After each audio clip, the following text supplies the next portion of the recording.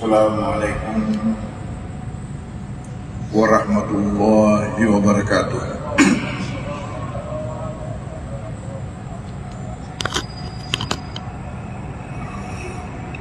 Bismillahirrahmanirrahim. Alhamdulillahi rabbil alamin. Wassalatu wassalamu ala asyrafil anbiya'il mursalin Sayyidina Muhammadin wa ala alihi wa ashabihi wa atba'ihi ajma'in.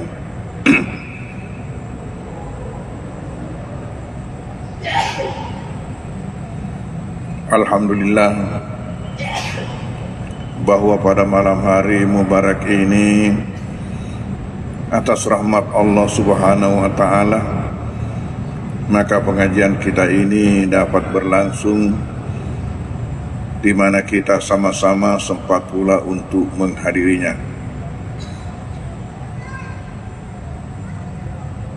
Yang mana buat saya adalah pengajian terakhir sebelum berangkat ke Tanah Suci. Jadi saya akan libur barangkali 4 Jumat.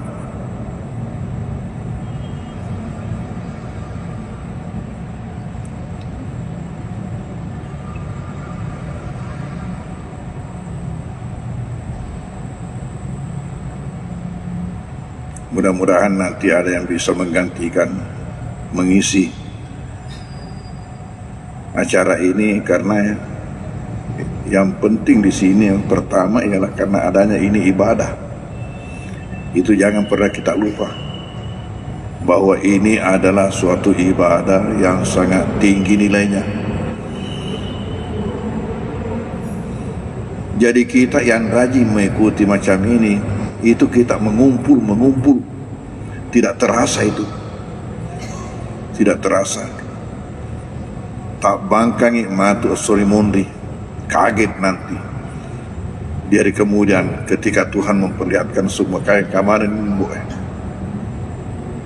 wasileh napa tu memaciki pengajiannya dan yang lainnya lagi.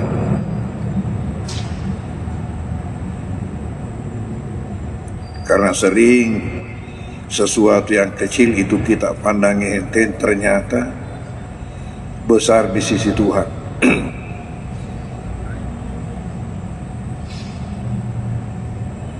Makanya saya sampaikan bahwa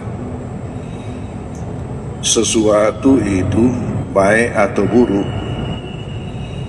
jangan kita remehkan.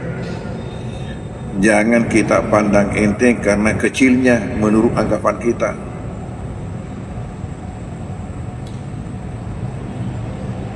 Boleh kisah dicontoh.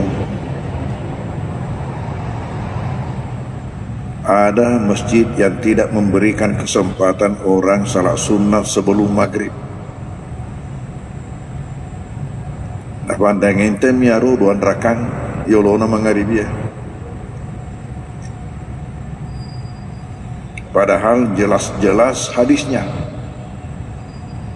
tidak kurang dari 5 hadis yang menunjukkan adanya salat sunat sebelum maghrib. Hanya ini tidak ada di dalam hadis paket 12. Tidak ada disebutkan. Tetapi secara tersendiri banyak hadisnya, itu saya katakan tidak kurang dari 5 hadis yang menyebutkan adanya salat sunat sebelum maghrib. Mungkin karena tidak ada dalam paket 12 itu sehingga orang ada yang menganggap enteng. 2 rakaat. Tetapi tanpa terasa yang 2 rakaat ini berapa jadinya kalau sudah 1 tahun.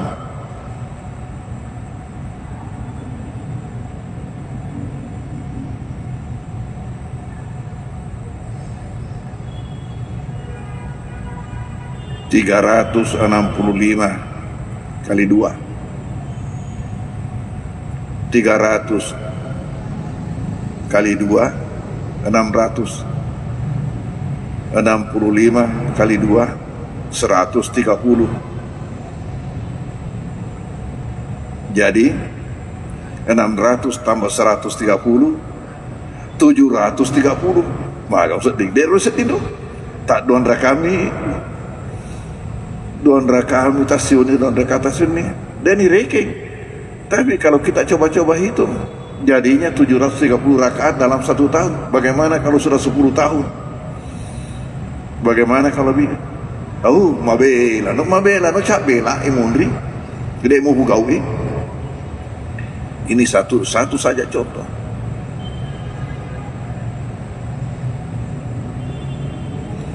Tidak bolehnya kita memandang enteng sesuatu yang kecil menurut anggapan kita, karena bisa jadi besar di sisi Tuhan. Sebagai contoh, ada diriwayatkan di dalam hadis bahwa pernah Nabi pergi ke satu tempat bersama-sama dengan sahabat-sahabat beliau. Lalu di dalam perjalanan melewati 2 kuburan. Nabi berhenti lalu mengatakan, 2 isi kuburan ini diazab, dan bukanlah diazab karena dosa besar menurutnya. Itu tadi saya katakan, dia pandang enteng, dianggap kecil. Kedua orang ini diazab dan bukanlah diazab karena dosa besar menurutnya, tetapi Allah sudah menghitung dosa besar. Apa itu dosanya 2 orang ini? Yang pertama, ketika dia hidup, dia suka menjadi provokator. Mapasi letu-letu, mapasi salah-salah, merusak tatanan masyarakat, mengacau. Karena dalam menghadapi nanti pemilu pilkada ini, hati-hati. Siapa yang mau mendapatkan persekot azab dalam kubur sebelum neraka ini. Jadi sudah ada azab itu dalam kubur.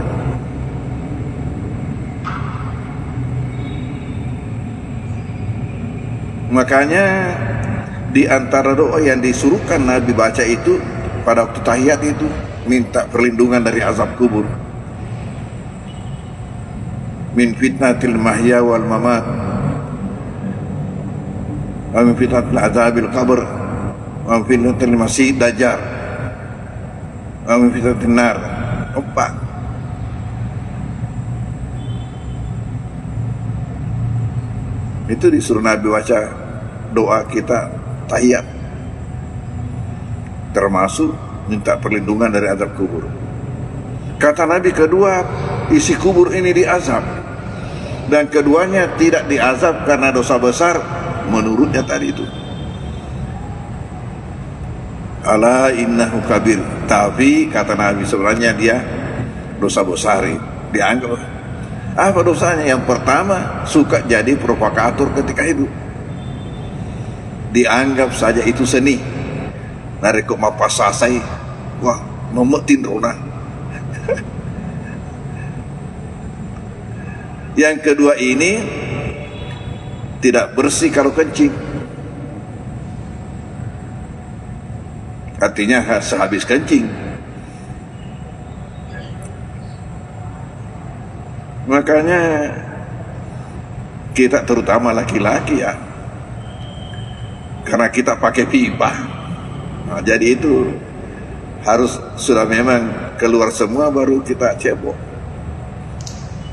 Sampai di dalam kitab itu ada disebutkan oleh ulama kita, kufar lina semakin kita kok, kufar lima seme kok, kenapa masuk ya capak tememu, kenapa kok gak bisa? Kalau tidak, nolem atau masuk pajak kok tumun rokok nasu. Ini kata Nabi. Lalu Nabi minta pelepah kurma yang masih basah, berapa karoma mematai. Secara logika harus ada sahabat yang memanjat, karena tidak akan jatuh pelepah kurma itu sebelum kering, sementara diminta Nabi yang masih basah. Pada moto pala pakalu kue dek nak denger riale nareko mama tamu apa marakopi. Lalu Nabi suruh potong bagi dua, disuruh tancapkan masing-masing pada kuburan itu. Dan Nabi mengatakan, semoga azabnya diringankan oleh Allah selama daun kurma ini masih basah.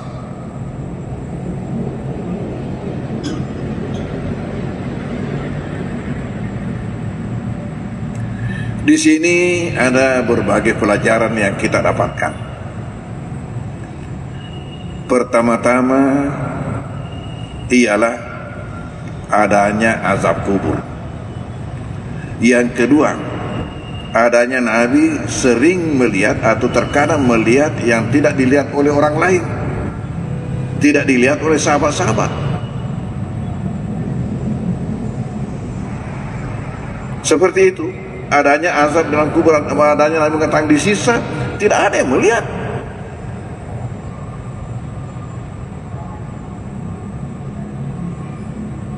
Sama waktu naiknya Nabi berkhutbah lalu mengatakan amin, amin, amin pada 3 anak tangga mimbarnya. Sahabat heran waktu turun. Maku sih kan ada kok maka tok betaku maka denengi mere amin, mere si amin, mere si amin. Nabi mengatakan tidak. Tapi tadi itu waktu saya naik, Jibril turun. Jibril turun. Dan Jibril mengatakan, semoga tidak ada dari umatmu yang diberikan usia panjang sehingga mendapatkan bulan Ramadan, bulan yang sangat mulia, bulan sangat luar biasa, tapi dibiarkan saja berlalu-lalu, tidak mendapatkan berkah dan apa-apa dari bulan Ramadan. Saya sambut, amin. Begitulah. Jadi Nabi terkadang ada melihat Jibril, melihat malaikat, melihat sesuatu yang tidak dilihat oleh sahabat-sahabat yang lain. Nah, maka di sini ketika melewati kuburan ini, ternyata beliau melihat itu.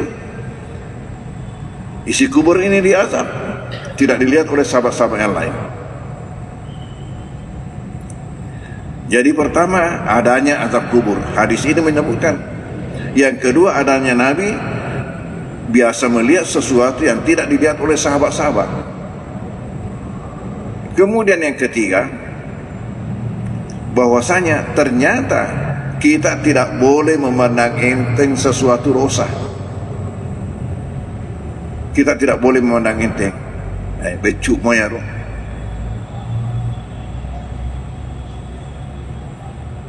Peribahasa mengatakan sehari selembar benang lama-lama menjadi kain. Maksudnya itu lama-lama menjadi sarung. Falsafana patenungnya roh kasih tata itu patenungnya roh selembar paca purnama jadi lipat.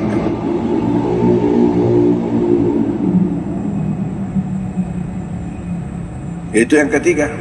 Yang keempat, bahwasanya ada doa dalam bentuk simbol-simbol, bukan dalam bentuk ucapan, bukan dalam bentuk kata-kata. Adanya Nabi meminta pelepah kurma ditancapkan, itu senu-senuannya doa dalam bentuk simbol-simbol. Nabi mengatakan semoga mendapatkan keringanan dari azab dengan ini. Saya katakan, andai kata Nabi tidak mau menyebutkan ini, sebenarnya ada cara yang sangat praktis yang bisa dilakukan. Kan Nabi ini hanya melewati, bukan tujuan. Hanya melewati kuburan itu, bukan tujuan. Jadi kalau dia mau ambil yang praktis, Nabi hanya mengatakan, apalak kue ubah cagi pak doangnya. Coba amin, kalian aminkan saya bacakan doa, selesai, melanjutkan perjalanan. Tapi kenapa Nabi meminta ini?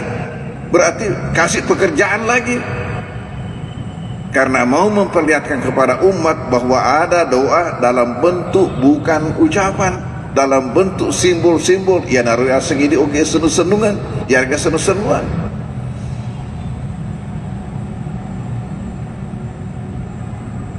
Pak kata tu tahu nasa manang ibida akhir bida amanang ya tu dari masa nampu tambah-tambah grup ta. Mengapa kita disuruh mengazankan anak yang baru lahir, padahal azan itu hanya untuk salat fardu, untuk salat sunat tidak. Coba lebaran tidak azan, hari salat id tidak azan, salat istisqa tidak azan. Coba. Tetapi kenapa ketika anak dilahirkan menyuruh mengazankan di telinga kanan, mengkamatkan di telinga kiri? Lalu Nabi mengatakan apabila itu dilakukan maka anak itu tidak suka diikut-ikuti oleh jin. Nasabah yang namanya kesurupan itu ada prosesnya. Proses kesurupan itu pertama diikuti, kemudian disentuh, yang ketiga dimasuki. Maka itu toriorota cuek-cueren, gesa-gesan, tama-tama. Sudah kesurupan. Cuek-cueren, gesa-gesan, tama-tama.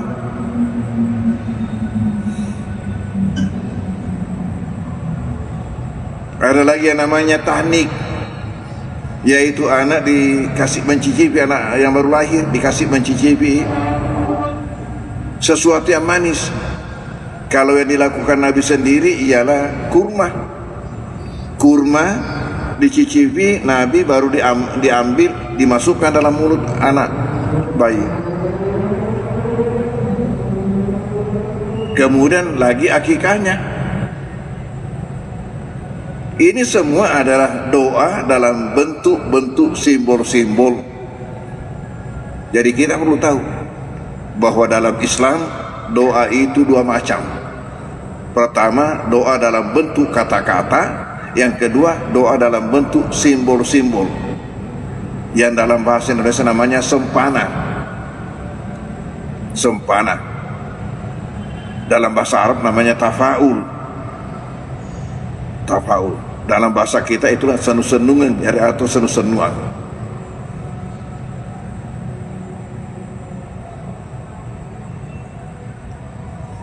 Hadirin hadirat, lalu bagaimana dengan kurban? Ternyata dengan kurban ini adalah suatu peluang besar yang diberikan Allah kepada kita, hambanya umat Islam, untuk mendapatkan kebaikan yang banyak.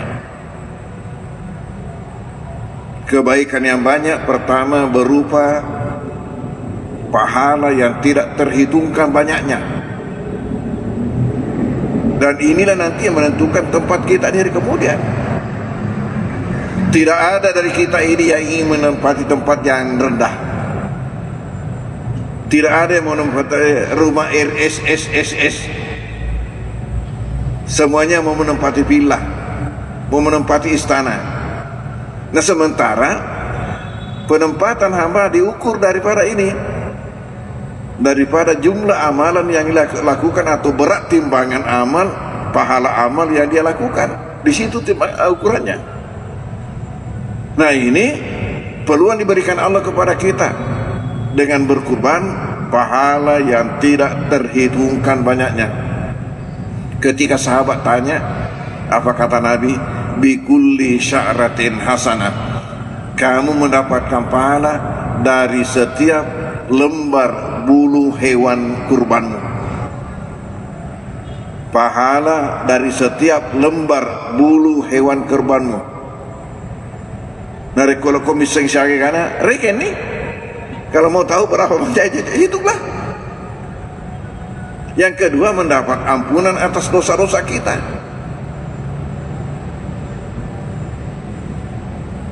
Sementara ya inilah yang memasukkan kita dalam neraka, ini dosa. Padahal Nabi mengatakan kamu mendapatkan ampunan dengan kurbanmu itu atas dosa-dosamu. Yang ketiga, ternyata berkurban ini adalah termasuk tolak bala. Tunji sahibah min syarri dunia wal akhirah, menyelamatkan yang punya daripada bahaya-bahaya dunia dan akhirat. Tolak bala. Yang keempat, bahwasanya berkurban itu menyebabkan Allah membuatkan kita tirai dari api neraka. Hijab.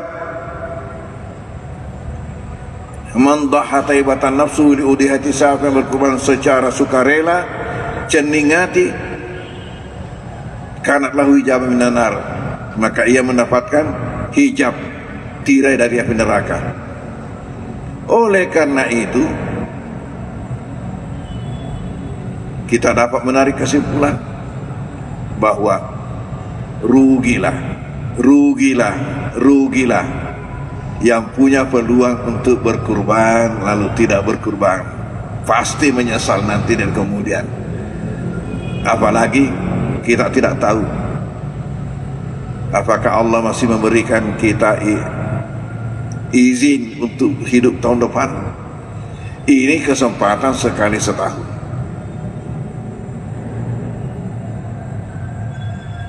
Lalu pengajian kita lalu selesai pengajian, selesai salat isya, tanya sama saya, bolehkah dikorbankan yang betina? Ditomagar komba ayah korban.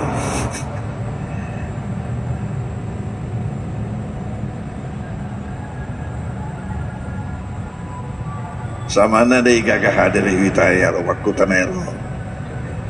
Jumat lah baik. Mapato tomero kami halangan ronde. Mapato dia termasuk itu ya apa namanya jamaah tetap kita untuk pengajian.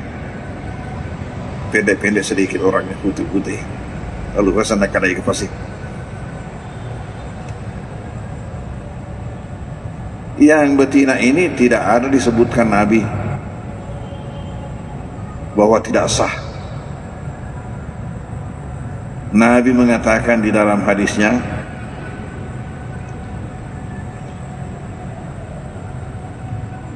arba'un la tujazu fil adahi. Ada 4 sifat pada hewan itu sehingga tidak boleh dikurbankan. Yang pertama, al-aura al-bayinu auruha, yang jelas buta sebelah matanya.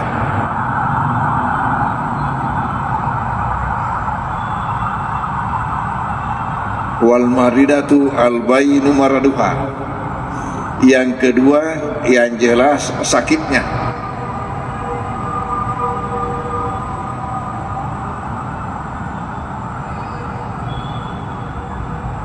Yang keempat, wal arja al-bayinu arjuha, yang jelas pincang. Yang ketiga yang pincang. Yang keempat, wal ajfa allati la tungki, ialah yang sangat kurus, mabita-bita rusukna, yang tidak punya lemak, kata Nabi. Hanya 4 disebut, tidak ada disebut yang kelima yang komba. Dia makan apa komba, berarti boleh. Hanya kita selama ada jantan, karena ada pemikiran kita makan apa sani mak bijak komba aja tosin jere. Tetapi dari segi boleh atau tidaknya, boleh, boleh selama sempurna, ya, selama sempurna. Kalau di dalam kitab ya, yang dilarang juga itu yang dipotong telinganya. Tidak apa-apa kalau digunting ifwi, karena tidak ada hilang. Tapi kalau ada kalau dibelah tidak ada hilang. Tapi kalau dipotong ada hilang. Di dalam kitab dilarang. Tapi untuk fikih saya di sini di Indonesia tidak apa-apa. Mengapa dilarang? Karena menurut ulama-ulama Arab, bagi orang Arab telinga sapi itu pun dimakan. Jadi kalau dipotong hilang sebagian, tidak sempurna. Apa ini? Ya biami do cilin, dek kalau mana do cilin.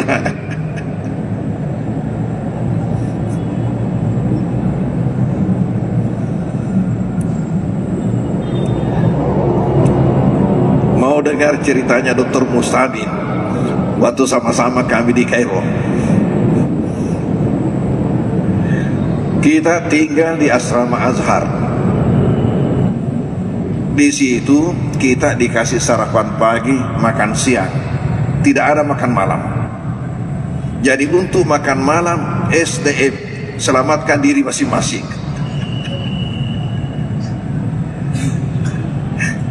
Macam-macam lah caranya itu makan malam. Ada yang tidak ada modalnya, bagaimana?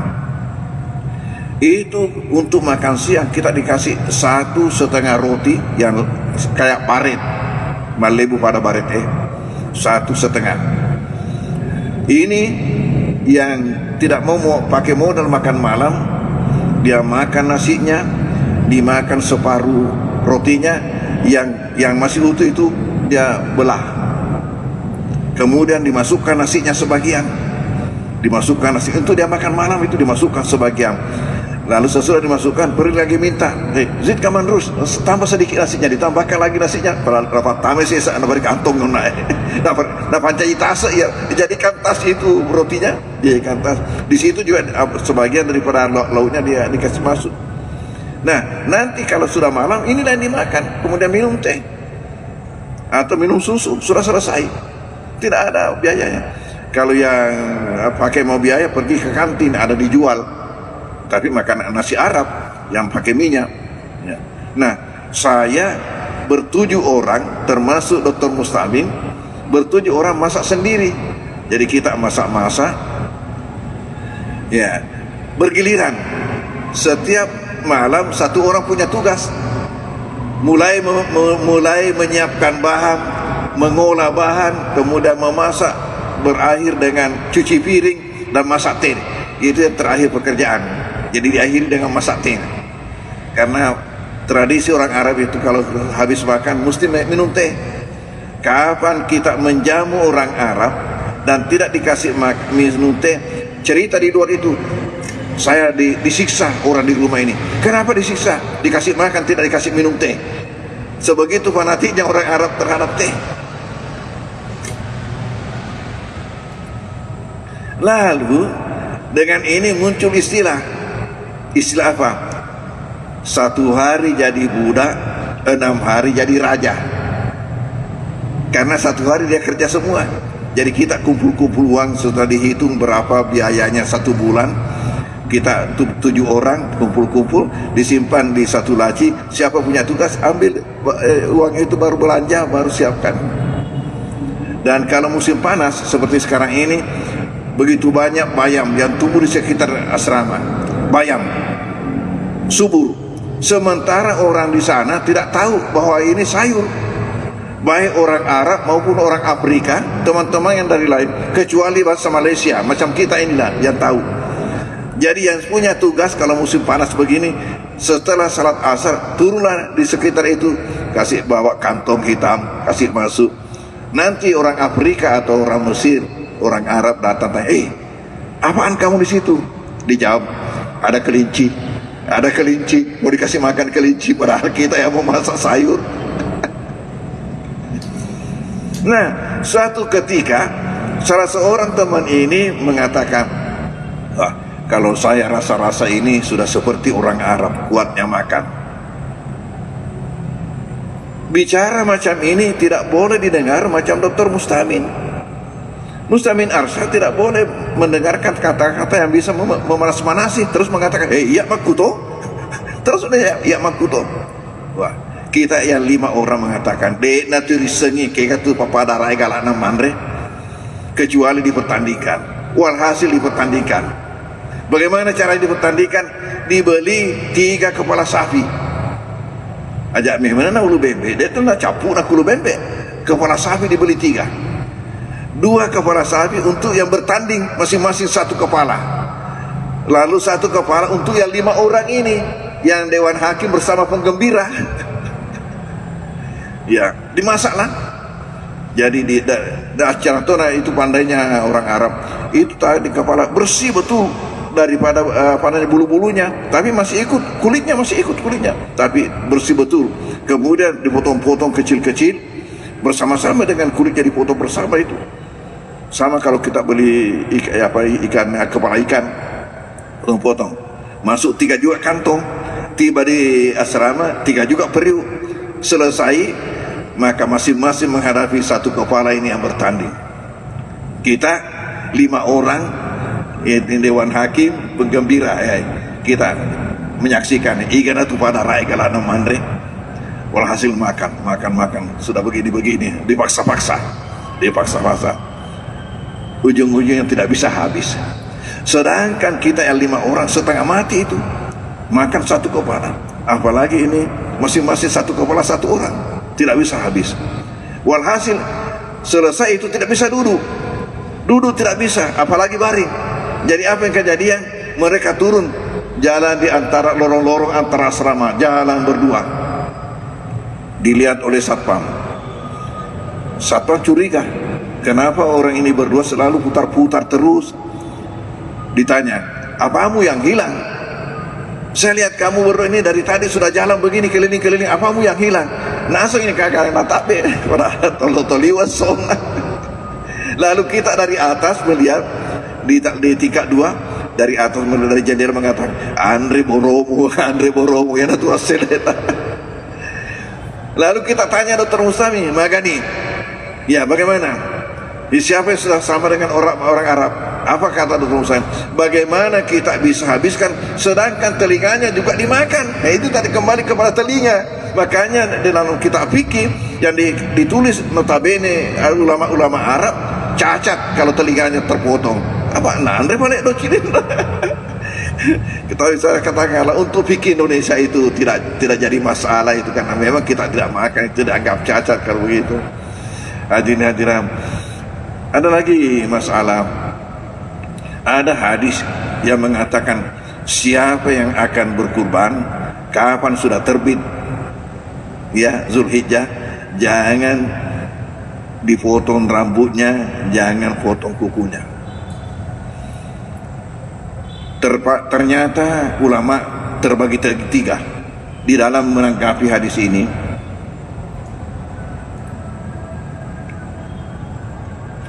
Menurut mazhab Maliki, mazhab Syafi'i, dan sebagian dari Hambali, hukumnya makruh.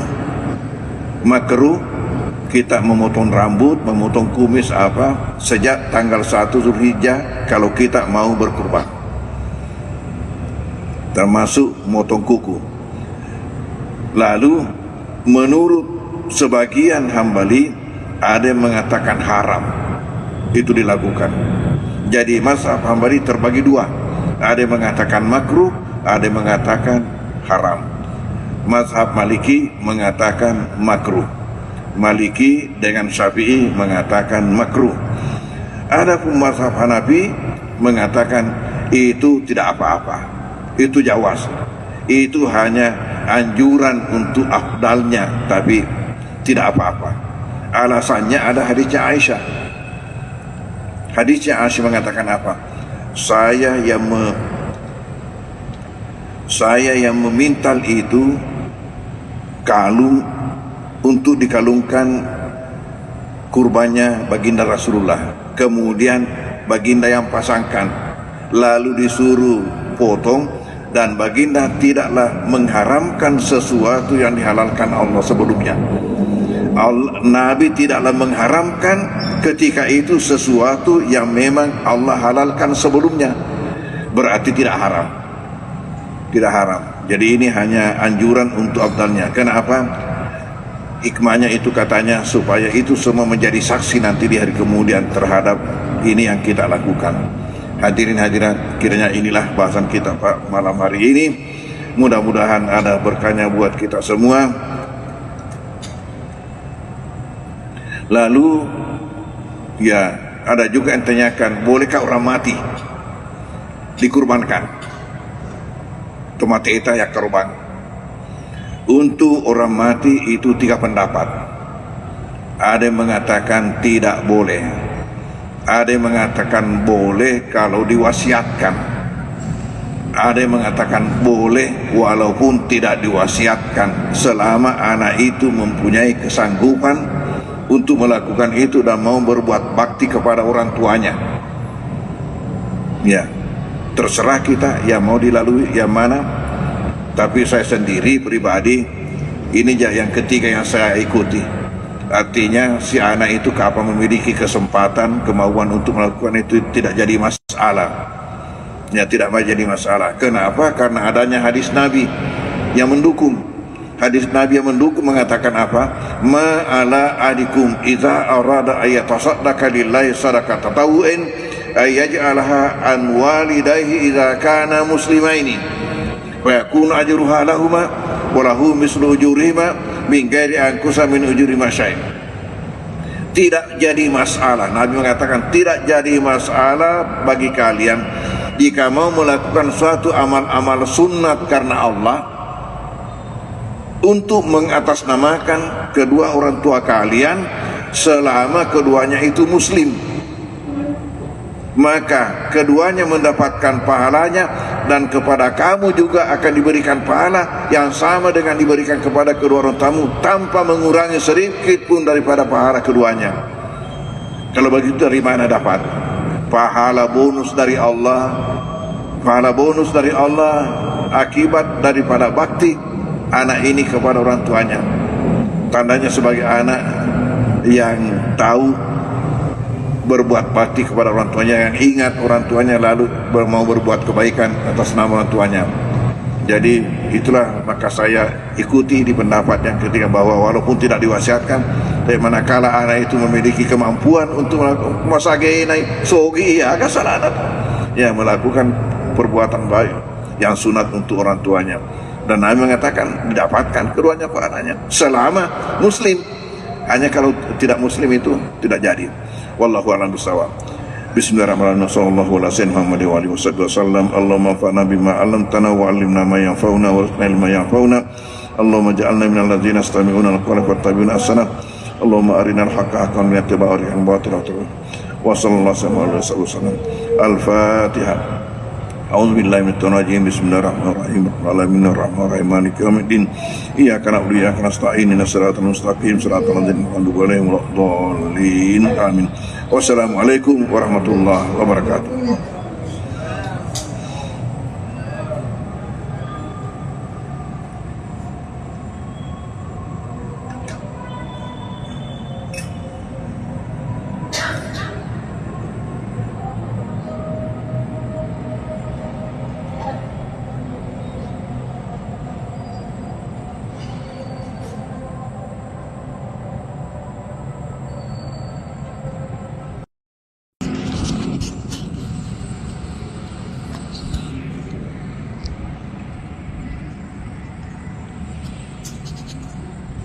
Assalamualaikum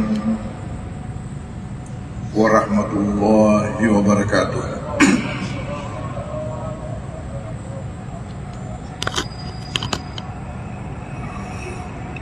Bismillahirrahmanirrahim. Alhamdulillahi rabbil alamin.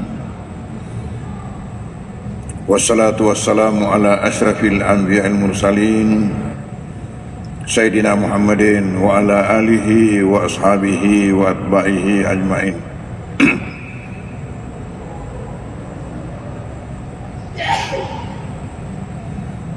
Alhamdulillah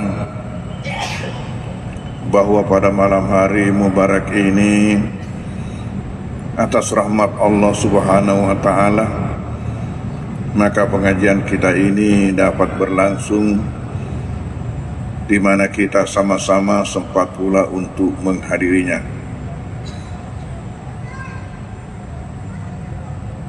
Yang mana buat saya adalah pengajian terakhir sebelum berangkat ke Tanah Suci. Jadi saya akan libur barangkali 4 Jumat.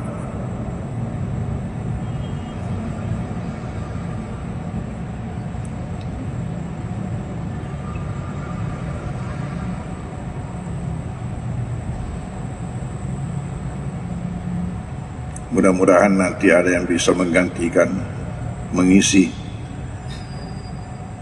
acara ini, karena yang penting di sini yang pertama ialah karena adanya ini ibadah. Itu jangan pernah kita lupa bahwa ini adalah suatu ibadah yang sangat tinggi nilainya. Jadi kita yang rajin mengikuti macam ini, itu kita mengumpul, tidak terasa itu, tidak terasa. Tak bangkangi matu sori mondri, kaget nanti dari kemudian ketika Tuhan memperlihatkan semua kayak kemarin buat waseleh napa tu memaciki pengajiannya dan yang lainnya lagi.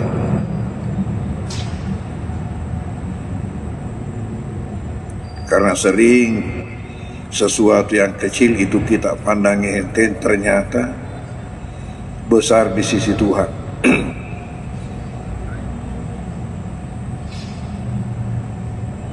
Makanya saya sampaikan bahwa sesuatu itu baik atau buruk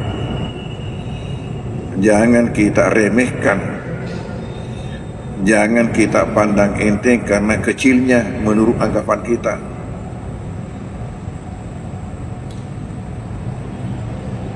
Boleh kisah dicontoh, ada masjid yang tidak memberikan kesempatan orang salat sunat sebelum maghrib. Nah, pandang enteng miaro 2 rakaat yolona mangharibia. Padahal jelas-jelas hadisnya tidak kurang dari 5 hadis yang menunjukkan adanya salat sunat sebelum maghrib. Hanya ini tidak ada di dalam hadis paket 12. Tidak ada disebutkan. Tetapi secara tersendiri banyak hadisnya, itu saya katakan tidak kurang dari 5 hadis yang menyebutkan adanya salat sunat sebelum maghrib. Mungkin karena tidak ada dalam paket 12 itu sehingga orang ada yang menganggap enteng. 2 rakaat. Tetapi tanpa terasa yang 2 rakaat ini berapa jadinya kalau sudah 1 tahun.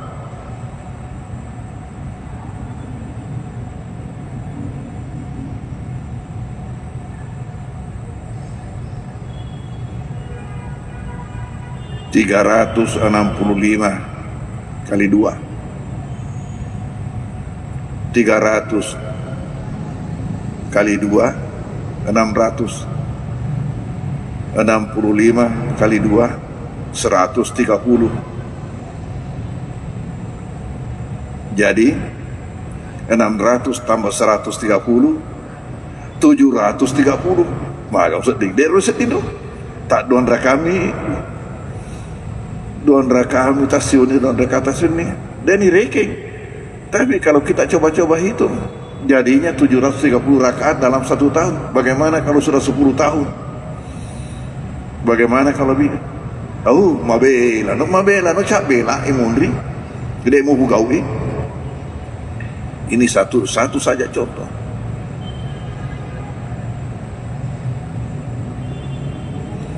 Tidak bolehnya kita memandang enteng sesuatu yang kecil menurut anggapan kita, karena bisa jadi besar di sisi Tuhan. Sebagai contoh, ada diriwayatkan di dalam hadis bahwa pernah Nabi pergi ke satu tempat bersama-sama dengan sahabat-sahabat beliau. Lalu di dalam perjalanan melewati dua kuburan. Nabi berhenti lalu mengatakan, dua isi kuburan ini diazab, dan bukanlah diazab karena dosa besar menurutnya. Itu tadi saya katakan, dia pandang enteng, dianggap kecil. Kedua orang ini diazab dan bukanlah diazab karena dosa besar menurutnya, tetapi Allah sudah menghitung dosa besar. Apa itu dosanya dua orang ini? Yang pertama, ketika dia hidup, dia suka menjadi provokator, mapasi letu-letu, mapasi salah-salah, merusak tatanan masyarakat, mengacau. Karena dalam menghadapi nanti pemilu pilkada ini, hati-hati. Siapa yang mau mendapatkan persekot azab dalam kubur sebelum neraka ini. Jadi sudah ada azab itu dalam kubur.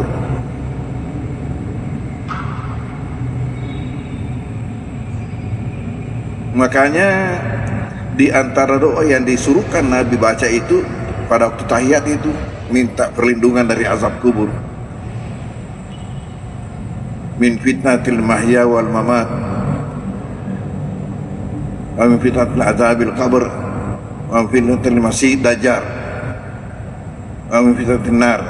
Empat.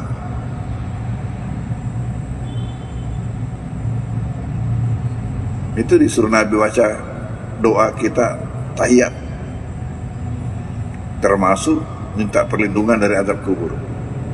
Kata Nabi, kedua isi kubur ini diazab, dan keduanya tidak diazab karena dosa besar menurutnya tadi itu.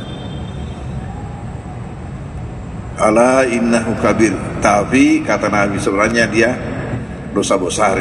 Dianggap apa dosanya? Yang pertama, suka jadi provokator ketika hidup. Dianggap saja itu seni. Nareko mapasasai, wah memetin rona. Yang kedua ini tidak bersih kalau kencing, artinya sehabis kencing. Makanya kita terutama laki-laki ya, karena kita pakai pipa, nah, jadi itu harus sudah memang keluar semua baru kita cebok. Sampai di dalam kitab itu ada disebutkan oleh ulama kita, kufar lina semakin dah kok, kufar lina seme kok. Kenapa masuk ya roh capak tememu? Kenapa kok nggak bisa? Kalau tidak, noleh matu masuk pajak kok tumun rokok nasu. Ini kata Nabi. Lalu Nabi minta pelepah kurma yang masih basah, berapa karoma mematai. Secara logika harus ada sahabat yang memanjat, karena tidak akan jatuh pelepah kurma itu sebelum kering. Sementara diminta Nabi yang masih basah. Pada moto pala pakalu kue dek nak denger riale nareko mama tamu apa marakopi. Lalu Nabi suruh potong bagi dua, disuruh tancapkan masing-masing pada kuburan itu, dan Nabi mengatakan semoga azabnya diringankan oleh Allah selama daun kurma ini masih basah.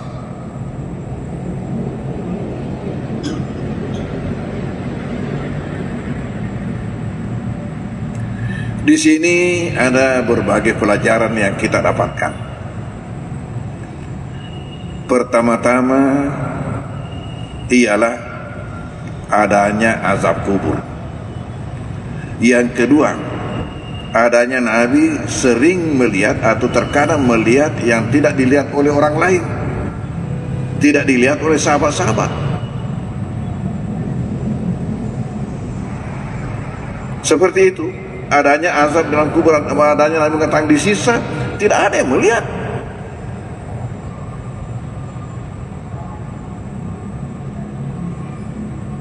Sama waktu naiknya Nabi berkhutbah lalu mengatakan amin, amin, amin pada 3 anak tangga mimbarnya. Sahabat heran waktu turun. Maku sih kan ada kok maka tok betaku maka denengi mere amin, meresi amin, meresi amin. Nabi mengatakan tidak. Tapi tadi itu waktu saya naik, Jibril turun. Jibril turun. Dan Jibril mengatakan, semoga tidak ada dari umatmu yang diberikan usia panjang sehingga mendapatkan bulan Ramadan, bulan yang sangat mulia, bulan sangat luar biasa, tapi dibiarkan saja berlalu-lalu tidak mendapatkan berkah dan apa-apa dari bulan Ramadan. Saya sambut, amin. Begitulah. Jadi Nabi terkadang ada melihat Jibril, melihat malaikat, melihat sesuatu yang tidak dilihat oleh sahabat-sahabat yang lain. Nah, maka di sini ketika melewati kuburan ini, ternyata beliau melihat itu. Isi kubur ini diazab, tidak dilihat oleh sahabat-sahabat yang lain. Jadi pertama, adanya azab kubur. Hadis ini menyebutkan. Yang kedua, adanya Nabi biasa melihat sesuatu yang tidak dilihat oleh sahabat-sahabat. Kemudian yang ketiga, bahwasanya ternyata kita tidak boleh memandang enteng sesuatu dosa. Kita tidak boleh memandang enteng. Becuk moya roh.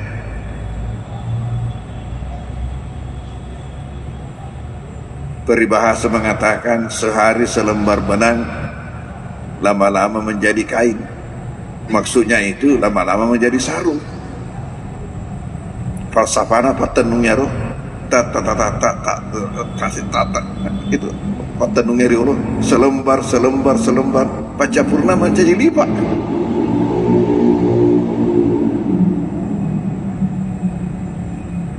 Itu yang ketiga. Yang keempat, bahwasanya ada doa dalam bentuk simbol-simbol, bukan dalam bentuk ucapan, bukan dalam bentuk kata-kata. Adanya Nabi meminta pelupa kurma ditancapkan, itu senu-senuannya doa dalam bentuk simbol-simbol. Nabi mengatakan semoga mendapatkan keringanan dari azab dengan ini.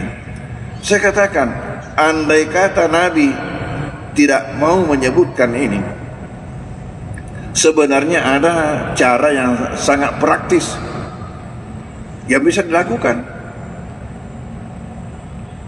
Kan Nabi ini hanya melewati, bukan tujuan. Hanya melewati kuburan itu, bukan tujuan. Jadi kalau dia mau ambil yang praktis, Nabi hanya mengatakan, apalak kue, ubah cagi pak doang ini. Coba amin, kalian aminkan, saya bacakan doa. Selesai, melanjutkan perjalanan. Tapi kenapa Nabi meminta ini? Berarti kasih pekerjaan lagi, karena mau memperlihatkan kepada umat bahwa ada doa dalam bentuk bukan ucapan, dalam bentuk simbol-simbol. Ya naruh segini oke senu-senungan, ya harga senu-senuan.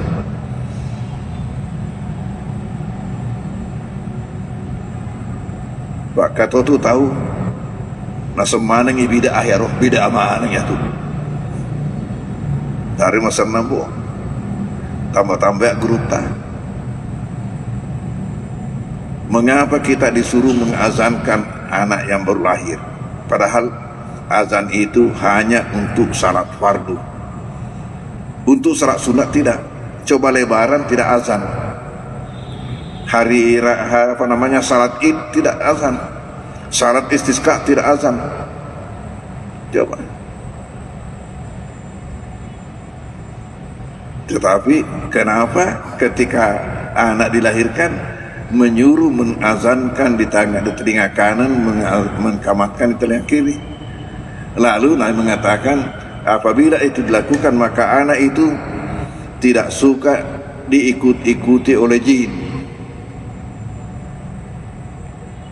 Nasabah yang namanya kesurupan itu ada prosesnya. Proses kesurupan itu pertama diikuti, kemudian disentuh, yang ketiga dimasuki. Maka itu toriorota cuek-cueren, gesa-gesan, tama-tama. Sudah kesurupan. Cuek-cueren, gesa-gesan, tama-tama.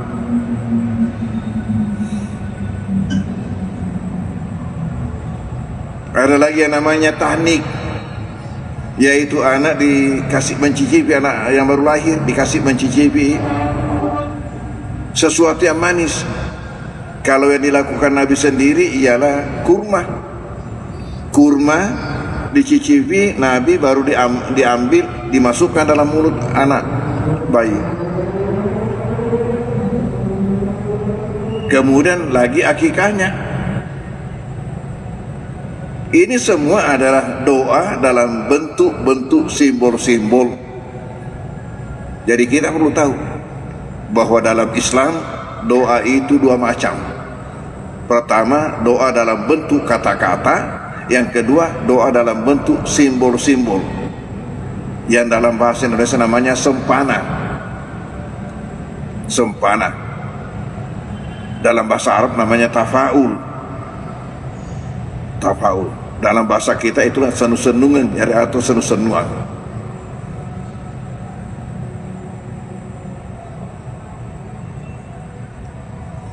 Hadirin, hadirat.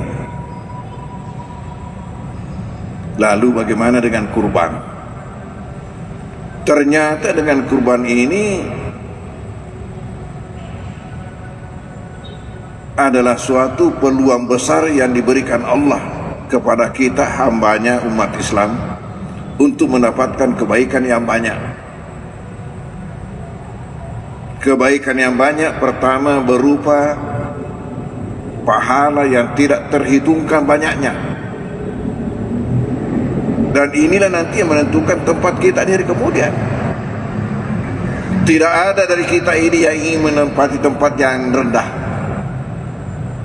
Tidak ada yang menempati rumah RSSSS. Semuanya mau menempati villa, mau menempati istana. Nah, sementara penempatan hamba diukur daripada ini, daripada jumlah amalan yang dilakukan atau berat timbangan amal, pahala amal yang dia lakukan. Di situ ukurannya. Nah, ini peluang diberikan Allah kepada kita dengan berkurban, pahala yang tidak terhitungkan banyaknya. Ketika sahabat tanya, apa kata Nabi? Bikulli sya'ratin hasanah. Kamu mendapatkan pahala dari setiap lembar bulu hewan kurbanmu. Pahala dari setiap lembar bulu hewan kurbanmu. Nah, kalau kau miseng syari kana, reken nih. Kalau mau tahu berapa banyak, hitunglah. Yang kedua, mendapat ampunan atas dosa-dosa kita.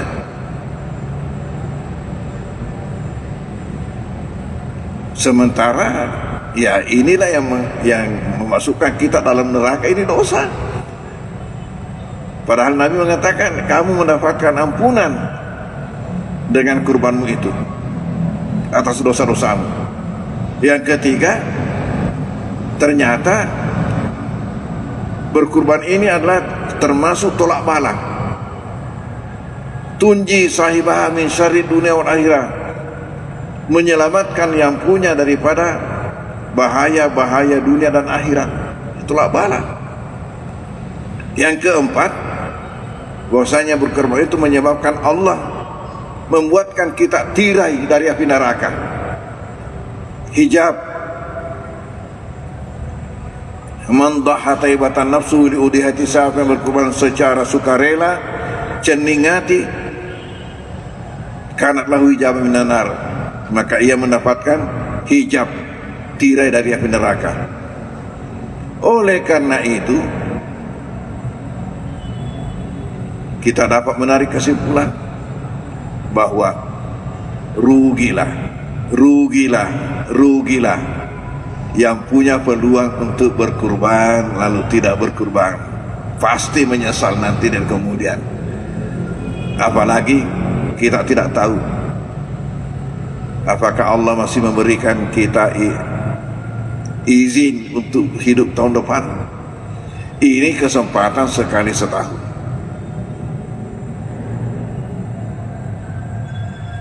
Lalu pengajian kita, lalu selesai pengajian, selesai salat isyarat, tanya sama saya, bolehkah dikorbankan yang betina? Ditoma korban ya korban.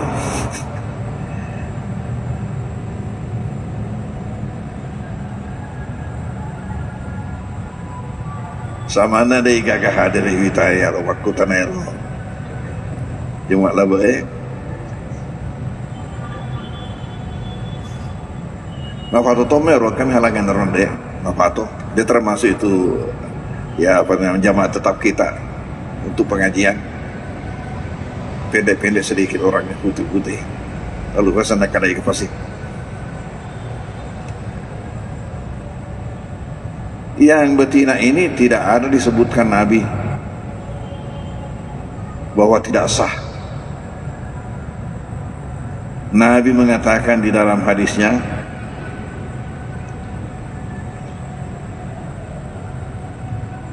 arba'un la tujazu fil adahi. Ada 4 sifat pada hewan itu sehingga tidak boleh dikurbankan. Yang pertama, al-aura al-bayinu auruha, yang jelas buta sebelah matanya.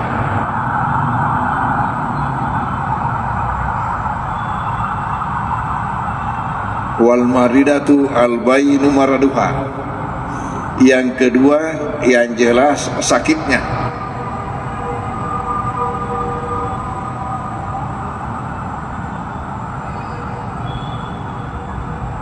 Yang keempat, wal arja al-bayinu arjuha, yang jelas pincang. Yang ketiga yang pincang. Yang keempat, wal ajfa allati la tungki, ialah yang sangat kurus, mabita-bita rusukna, yang tidak punya lemak, kata Nabi. Hanya 4 disebut, tidak ada disebut yang kelima yang komba. Dia makan apa komba, berarti boleh. Hanya kita selama ada jantan. Karena ada pemikiran kita makan apa sani mak bijak komba aja tosin jere. Tetapi dari segi boleh atau tidaknya, boleh. Boleh. Selama sempurna, ya, selama sempurna. Kalau di dalam kitab, ya, yang dilarang juga itu yang dipotong telinganya. Tidak apa-apa kalau digunting, ifwi, karena tidak ada hilang. Tapi kalau ada hikah, kalau dibelah tidak ada hilang. Tapi kalau dipotong ada hilang. Di dalam kitab dilarang. Tapi untuk fikih saya di sini di Indonesia tidak apa-apa. Mengapa dilarang? Karena menurut ulama-ulama Arab, bagi orang Arab telinga sapi itu pun dimakan. Jadi kalau dipotong hilang sebagian, tidak sempurna. Apa ini? Ya ambil docilin. Dia kalau mana docilin.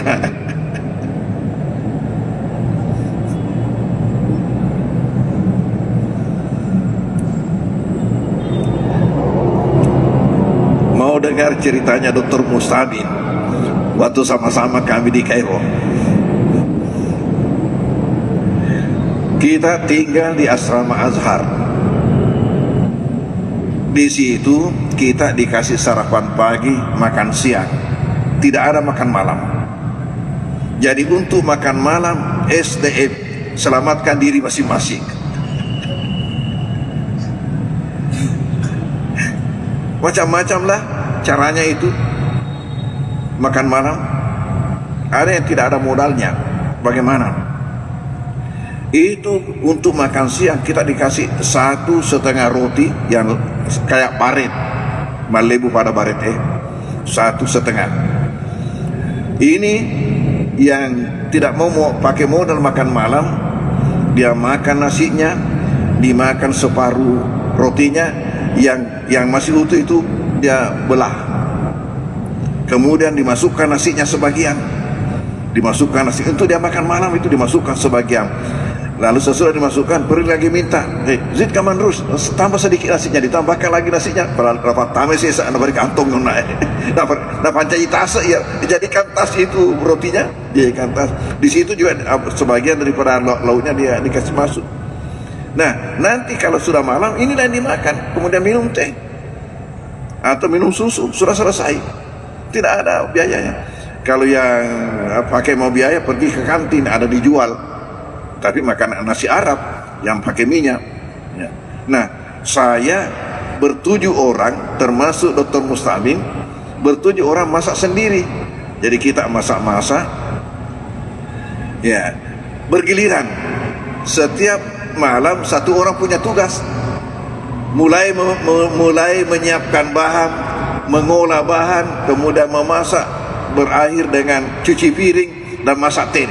Itu yang terakhir pekerjaan. Jadi diakhiri dengan masak teh. Karena tradisi orang Arab itu kalau habis makan mesti minum teh. Kapan kita menjamu orang Arab dan tidak dikasih minum teh, cerita di luar itu, saya disiksa orang di rumah ini. Kenapa disiksa? Dikasih makan, tidak dikasih minum teh. Sebegitu fanatiknya orang Arab terhadap teh. Lalu dengan ini muncul istilah apa? 1 hari jadi budak, 6 hari jadi raja. Karena 1 hari dia kerja semua. Jadi kita kumpul-kumpul uang, setelah dihitung berapa biayanya 1 bulan, kita 7 orang kumpul-kumpul, disimpan di satu laci. Siapa punya tugas ambil uang itu, baru belanja, baru siapkan. Dan kalau musim panas seperti sekarang ini, begitu banyak bayam yang tumbuh di sekitar asrama, bayam subur. Sementara orang di sana tidak tahu bahwa ini sayur, baik orang Arab maupun orang Afrika, teman-teman yang dari lain, kecuali bahasa Malaysia macam kita inilah yang tahu. Jadi yang punya tugas kalau musim panas begini, setelah salat asar turunlah di sekitar itu, kasih bawa kantong hitam, kasih masuk. Nanti orang Afrika atau orang Mesir, orang Arab datang tanya, apaan kamu di situ?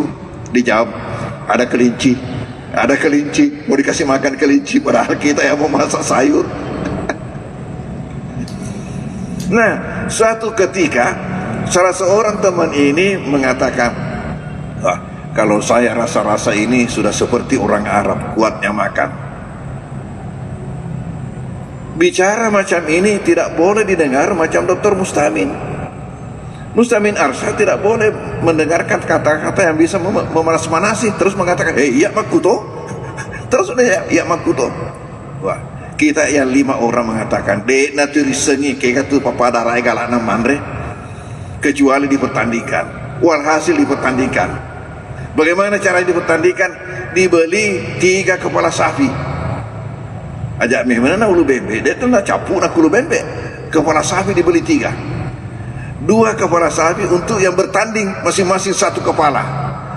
Lalu 1 kepala untuk yang 5 orang ini, yang dewan hakim bersama penggembira. Ya, dimasaklah. Jadi di acara itu pandainya orang Arab. Itu tadi kepala bersih betul daripada bulu-bulunya, tapi masih ikut kulitnya, tapi bersih betul. Kemudian dipotong-potong kecil-kecil, bersama-sama dengan kulitnya dipotong bersama itu. Sama kalau kita beli ikan, kepala ikan potong, masuk 3 juga kantong, tiba di asrama 3 juga periuk. Selesai, maka masing-masing menghadapi satu kepala ini yang bertanding. Kita 5 orang, Dewan Hakim penggembira, kita menyaksikan igana tu pada rai galana mandre. Walhasil makan sudah begini dipaksa-paksa. Ujung-ujungnya tidak bisa habis. Sedangkan kita yang 5 orang setengah mati itu makan satu kepala, apalagi ini masing-masing satu kepala 1 orang, tidak bisa habis. Walhasil selesai itu tidak bisa duduk tidak bisa, apalagi baring. Jadi apa yang kejadian? Mereka turun jalan di antara lorong-lorong antara asrama, jalan berdua. Dilihat oleh satpam curiga, kenapa orang ini berdua selalu putar-putar terus. Ditanya, apamu yang hilang? Saya lihat kamu berdua ini dari tadi sudah jalan begini keliling-keliling, apamu yang hilang? Nasa ini kagak natape pada toliwas sona. Lalu kita dari atas melihat di tingkat 2, dari atas dari jendela mengatakan, Andre Boromo ya natura seleta. Lalu kita tanya Dr. Mustami Magani, ya bagaimana? Siapa yang sudah sama dengan orang Arab? Apa kata Dr. Mustami? Bagaimana kita bisa habiskan sedangkan telinganya juga dimakan? Nah, itu tadi kembali kepada telinga. Makanya dalam kitab fikih yang ditulis notabene ulama-ulama Arab, cacat kalau telinganya terpotong. Apa? Nah, Andre mana dokilin? Kita bisa katakan untuk fikih Indonesia itu tidak jadi masalah itu, karena memang kita tidak makan, itu dianggap cacat kalau begitu. Hadirin, ada lagi masalah. Ada hadis yang mengatakan siapa yang akan berkurban kapan sudah terbit ya Zulhijjah, jangan dipotong rambutnya, jangan potong kukunya. Ternyata ulama terbagi 3 di dalam menanggapi hadis ini.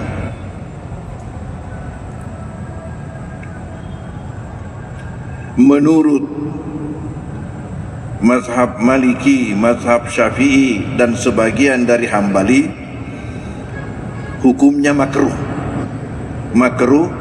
kita memotong rambut, memotong kumis sejak tanggal 1 Zulhijjah kalau kita mau berkurban,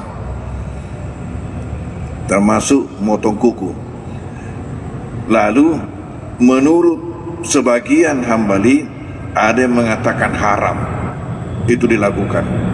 Jadi mazhab Hambali terbagi 2, ada yang mengatakan makruh, ada yang mengatakan haram.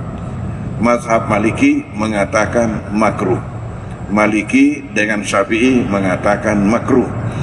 Adapun mazhab Hanafi mengatakan itu tidak apa-apa, itu jawaz, itu hanya anjuran untuk afdalnya, tapi tidak apa-apa. Alasannya ada hadisnya Aisyah. Hadisnya Aisyah mengatakan apa? Saya yang memintal itu kalung untuk dikalungkan kurbannya baginda Rasulullah. Kemudian baginda yang pasangkan, lalu disuruh potong, dan baginda tidaklah mengharamkan sesuatu yang dihalalkan Allah sebelumnya. Nabi tidaklah mengharamkan ketika itu sesuatu yang memang Allah halalkan sebelumnya, berarti tidak haram. Jadi ini hanya anjuran untuk afdalnya. Kenapa? Hikmahnya itu katanya supaya itu semua menjadi saksi nanti di hari kemudian terhadap ini yang kita lakukan. Hadirin hadirat, kiranya inilah bahasan kita Pak malam hari ini.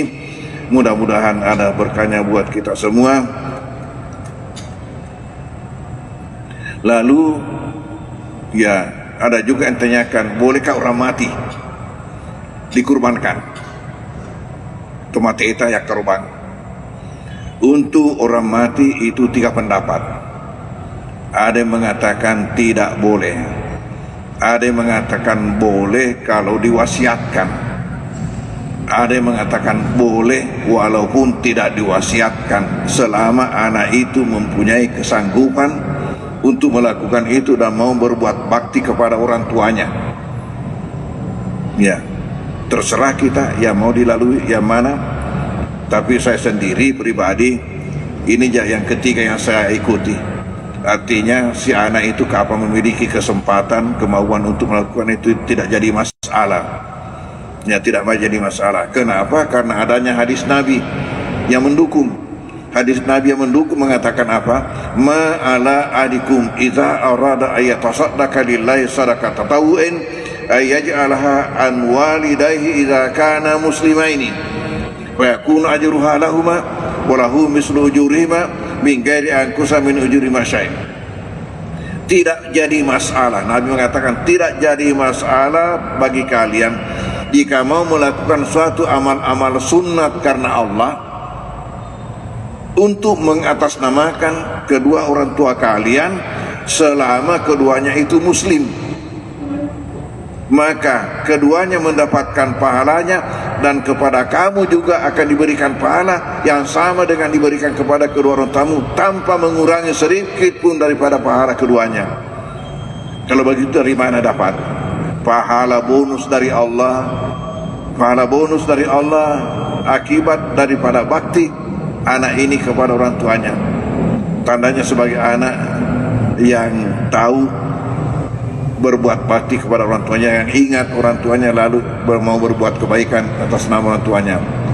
Jadi itulah maka saya ikuti di pendapat yang ketiga, bahwa walaupun tidak diwasiatkan, tapi manakala anak itu memiliki kemampuan untuk masagenai sogi ya agak salah ya melakukan perbuatan baik yang sunat untuk orang tuanya. Dan Nabi mengatakan didapatkan keduanya pahalanya selama muslim. Hanya kalau tidak muslim itu tidak jadi. Wallahu a'lam bishawab. Bismillahirrahmanirrahim. Sallallahu alaihi wasallam. Allahumma anfa'na bima 'allamtana wa 'allimna ma yanfa'una wa zidna ilma yanfa'una. Allahumma ij'alna minal ladzina yastami'una al-qawla fayattabi'una ahsana. Allahumma arinal haqqan haqqan wa arina al-batila batila. Wa sallallahu alaihi wasallam. Al-Fatihah. A'udzu billahi minasyaitonir rajim. Bismillahirrahmanirrahim. Bismillahirrahmanirrahim. Maliki yaumiddin. Iyyaka na'budu wa iyyaka nasta'in. Ihdinas siratal mustaqim. Siratal ladzina an'amta 'alaihim ghairil amin. Wassalamualaikum warahmatullahi wabarakatuh.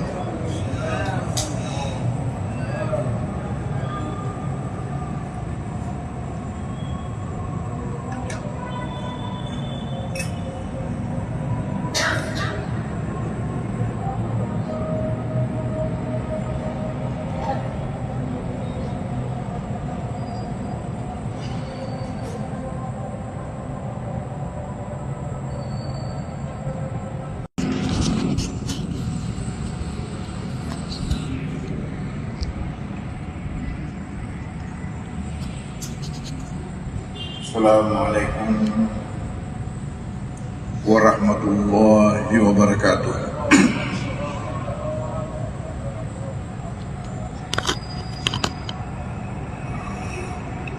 Bismillahirrahmanirrahim. Alhamdulillahi rabbil alamin. Wassalatu wassalamu ala asyrafil anbiya'il mursalin Sayyidina Muhammadin wa ala alihi wa ashabihi wa atba'ihi ajma'in.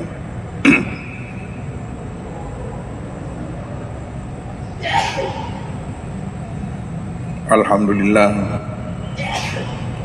bahwa pada malam hari mubarak ini atas rahmat Allah Subhanahu wa taala maka pengajian kita ini dapat berlangsung, di mana kita sama-sama sempat pula untuk menghadirinya.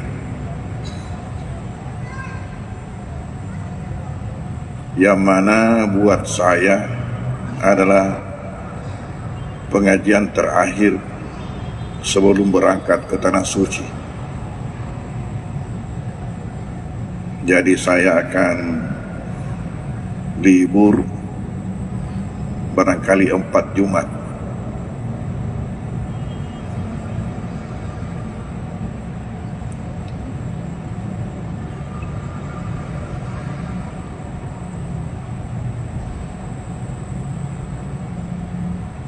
Mudah-mudahan nanti ada yang bisa menggantikan, mengisi acara ini karena yang penting di sini yang pertama ialah karena adanya ini ibadah. Itu jangan pernah kita lupa bahwa ini adalah suatu ibadah yang sangat tinggi nilainya. Jadi kita yang rajin mengikuti macam ini, itu kita mengumpul, tidak terasa itu, tidak terasa. Tak bangkangi matu sorimundi, kaget nanti. Di hari kemudian ketika Tuhan memperlihatkan semua kayak kemarin buat waseleh napa tu memasuki pengajiannya dan yang lainnya lagi.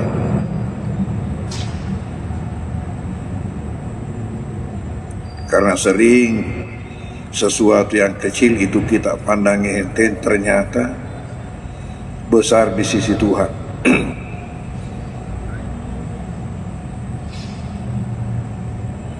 Makanya saya sampaikan bahwa sesuatu itu baik atau buruk jangan kita remehkan, jangan kita pandang enteng karena kecilnya menurut anggapan kita.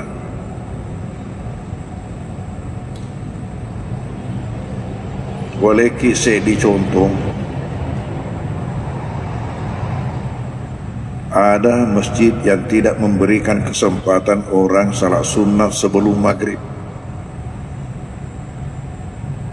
Nah pandang ente miaro duan rakang yolona mangharibia.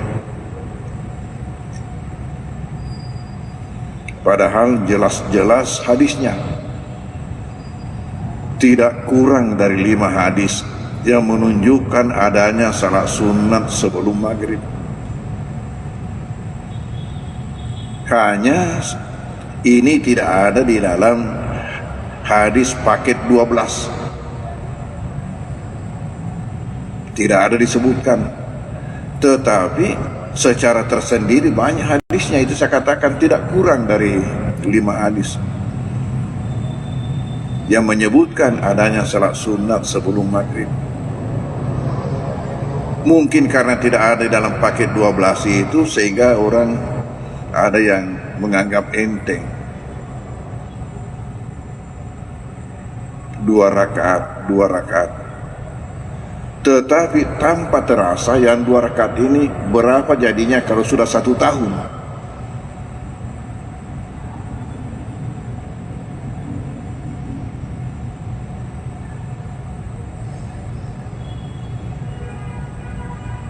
$365 kali 2. 300 kali 2 600. 65 kali 2 130. Jadi 600 tambah 130 730. Maka sedih deru sedih tak don rakami tasuni don rakatasiuni dan ireke. Tapi kalau kita coba-coba hitung, jadinya 730 rakaat dalam 1 tahun. Bagaimana kalau sudah 10 tahun? Bagaimana kalau lebih? Mabela no cak bela imundri. Gede mau bugawi. Ini satu saja contoh.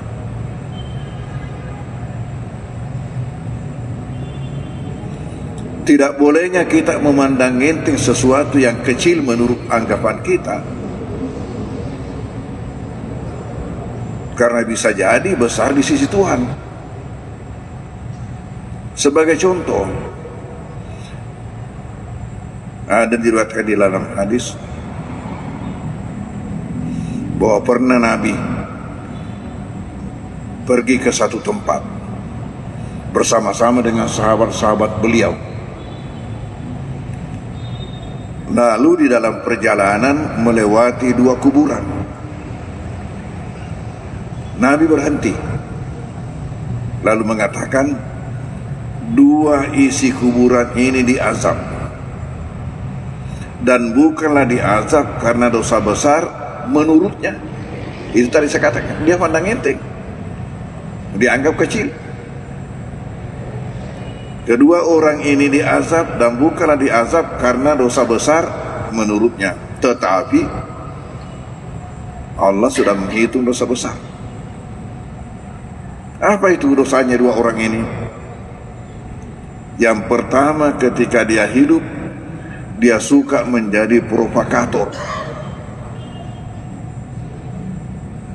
Mapasi letu-letu, mapasi salah-salah, merusak tatanan masyarakat, mengacau. Karena dalam menghadapi nanti pemilu pilkada ini, ya, hati-hati. Siapa yang mau mendapatkan persekop azab dalam kubur sebelum neraka ini?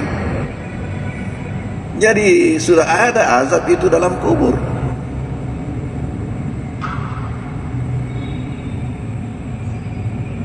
Makanya di antara doa yang disuruhkan Nabi baca itu pada waktu tahiyat itu, minta perlindungan dari azab kubur.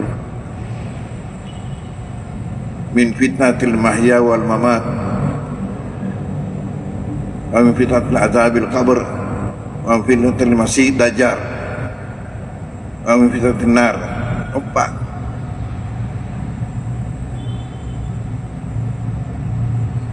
Itu disuruh Nabi baca doa kita tahiyat, termasuk minta perlindungan dari azab kubur. Kata Nabi, kedua isi kubur ini diazab, dan keduanya tidak diazab karena dosa besar menurutnya tadi itu. Ala innahu kabir. Tapi kata Nabi, sebenarnya dia dosa besar. Dianggap apa dosanya? Yang pertama, suka jadi provokator ketika hidup. Dianggap saja itu seni. Narikok mapasasai, wah memetin rona. Yang kedua ini tidak bersih kalau kencing. Artinya sehabis kencing. Makanya kita terutama laki-laki ya, karena kita pakai pipa, nah, jadi itu harus sudah memang keluar semua baru kita cebok. Sampai di dalam kitab itu ada disebutkan oleh ulama kita, kufar lina semakin dah kok, kufar lina seme kok, kenapa masuk ya roh capak tememu, kenapa kok gak bisa? Kalau tidak, noleh matu masuk pajak kok tumun rokok nasu. Ini kata Nabi. Lalu Nabi minta pelepah kurma yang masih basah. Para pakar Roma mematai. Secara logika harus ada sahabat yang memanjat, karena tidak akan jatuh pelepah kurma itu sebelum kering. Sementara diminta Nabi yang masih basah. Pada moto pala pakalu kue dek nak denger diale nareko mama tamu apa marak kopi. Lalu Nabi suruh potong bagi dua, disuruh tancapkan masing-masing pada kuburan itu, dan Nabi mengatakan semoga azabnya diringankan oleh Allah selama daun kurma ini masih basah.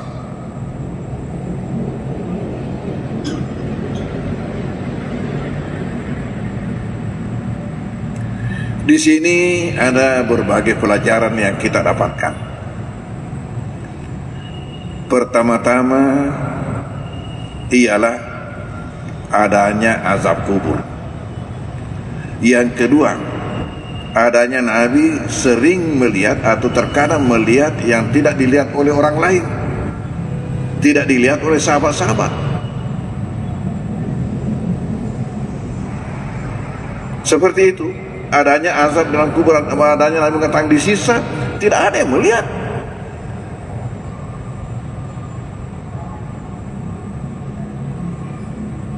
Sama waktu naiknya Nabi berkhutbah lalu mengatakan amin, amin, amin pada 3 anak tangga mimbarnya. Sahabat heran waktu turun. Maku sih kan ada kok maka tok betaku maka denengi mere amin, mere si amin, mere si amin. Nabi mengatakan tidak. Tapi tadi itu waktu saya naik, Jibril turun. Jibril turun. Dan Jibril mengatakan, semoga tidak ada dari umatmu yang diberikan usia panjang sehingga mendapatkan bulan Ramadan, bulan yang sangat mulia, bulan sangat luar biasa, tapi dibiarkan saja berlalu-lalu, tidak mendapatkan berkah dan apa-apa dari bulan Ramadan. Saya sambut, amin. Begitulah. Jadi Nabi terkadang ada melihat Jibril, melihat malaikat, melihat sesuatu yang tidak dilihat oleh sahabat-sahabat yang lain. Nah, bahkan di sini ketika melewati kuburan ini, ternyata beliau melihat itu. Isi kubur ini diazab, tidak dilihat oleh sahabat-sahabat yang lain. Jadi pertama, adanya azab kubur. Hadis ini menyebutkan. Yang kedua, adanya Nabi biasa melihat sesuatu yang tidak dilihat oleh sahabat-sahabat. Kemudian yang ketiga, bahwasanya ternyata kita tidak boleh memandang enteng sesuatu dosa. Kita tidak boleh memandang enteng. Becuk moya roh.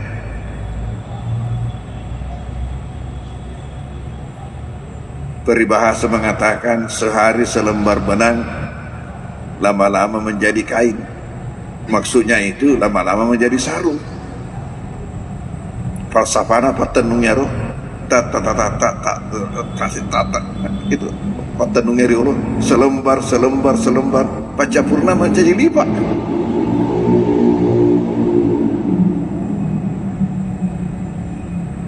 Itu yang ketiga. Yang keempat, bahwasanya ada doa dalam bentuk simbol-simbol, bukan dalam bentuk ucapan, bukan dalam bentuk kata-kata. Adanya Nabi meminta pelepah kurma ditancapkan, itu senu-senuannya. Doa dalam bentuk simbol-simbol. Nabi mengatakan semoga mendapatkan keringanan dari azab dengan ini. Saya katakan, andai kata Nabi tidak mau menyebutkan ini, sebenarnya ada cara yang sangat praktis yang bisa dilakukan. Kan Nabi ini hanya melewati, bukan tujuan. Hanya melewati kuburan itu, bukan tujuan. Jadi kalau dia mau ambil yang praktis, Nabi hanya mengatakan, apalak kue, ubacagi pak doangnya. Coba amin, kalian aminkan, saya bacakan doa. Selesai, melanjutkan perjalanan. Tapi kenapa Nabi meminta ini?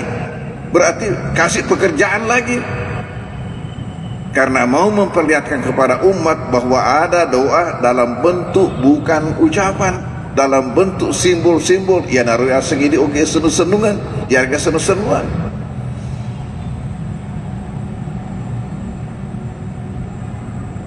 Pak Kato tu tahu nasa mana ngi bida akhirah bida mana ya tu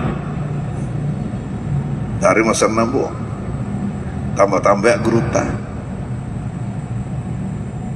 Mengapa kita disuruh mengazankan anak yang baru lahir, padahal azan itu hanya untuk salat fardu, untuk salat sunat tidak. Coba lebaran tidak azan, hari salat id tidak azan, salat istisqa tidak azan. Coba. Tetapi kenapa ketika anak dilahirkan menyuruh mengazankan di telinga kanan, mengkamatkan di telinga kiri? Lalu Nabi mengatakan apabila itu dilakukan maka anak itu tidak suka diikut-ikuti oleh jin. Nasabah yang namanya kesurupan itu ada prosesnya. Proses kesurupan itu pertama diikuti, kemudian disentuh, yang ketiga dimasuki. Maka itu Toriorota cuek-cuek gesa-gesang tama-tama. Sudah keseluruhan. Cuek-cuek gesa-gesang tama-tama.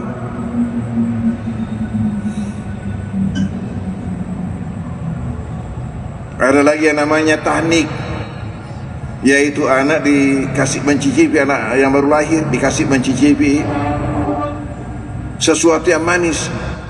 Kalau yang dilakukan Nabi sendiri ialah kurma. Kurma dicicipi Nabi, baru diambil dimasukkan dalam mulut anak bayi. Kemudian lagi akikahnya. Ini semua adalah doa dalam bentuk-bentuk simbol-simbol. Jadi kita perlu tahu bahwa dalam Islam doa itu dua macam. Pertama, doa dalam bentuk kata-kata. Yang kedua, doa dalam bentuk simbol-simbol, yang dalam bahasa Indonesia namanya sempana. Sempana. Dalam bahasa Arab namanya tafaul. Tafaul. Dalam bahasa kita itulah senu-senungan atau senu-senuan.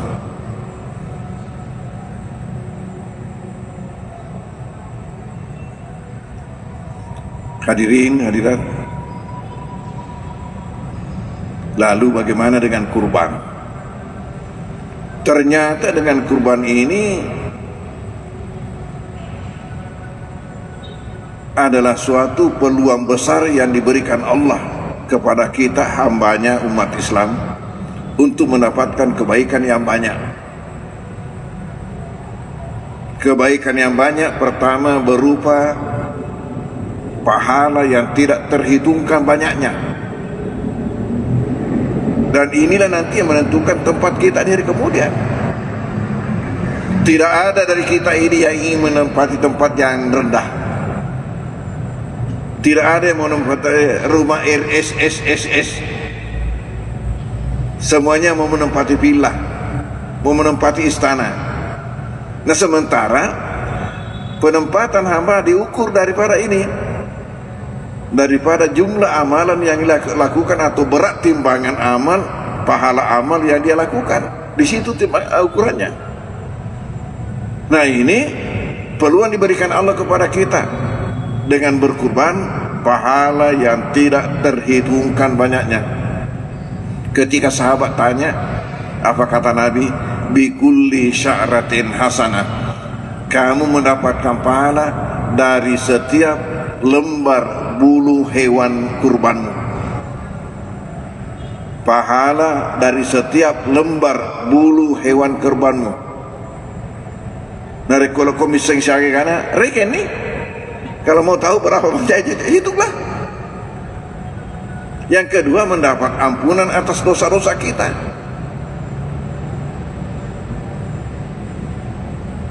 Sementara ya inilah yang memasukkan kita dalam neraka, ini dosa. Padahal Nabi mengatakan kamu mendapatkan ampunan dengan kurbanmu itu atas dosa-dosamu. Yang ketiga, ternyata berkurban ini adalah termasuk tolak bala. Tunji sahibah min syarri dunia wal akhirah. Menyelamatkan yang punya daripada bahaya-bahaya dunia dan akhirat. Tolak bala. Yang keempat, bahwasanya berkurban itu menyebabkan Allah membuatkan kita tirai dari api neraka. Hijab. Man dhaha taibatan nafsu li udihati, siapa yang berkorban secara sukarela ceningati kanat lahu hijab minan nar, maka ia mendapatkan hijab, tirai dari api neraka. Oleh karena itu kita dapat menarik kesimpulan bahwa rugilah yang punya peluang untuk berkurban lalu tidak berkurban, pasti menyesal nanti dan kemudian. Apalagi kita tidak tahu apakah Allah masih memberikan kita izin untuk hidup tahun depan. Ini kesempatan sekali setahun.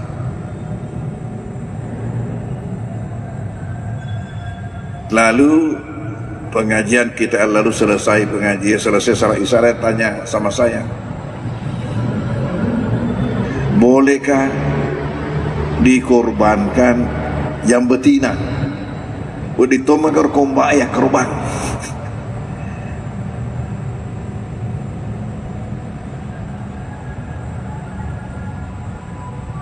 Sama na day gagahada na hitaya o makutanero. Yung laba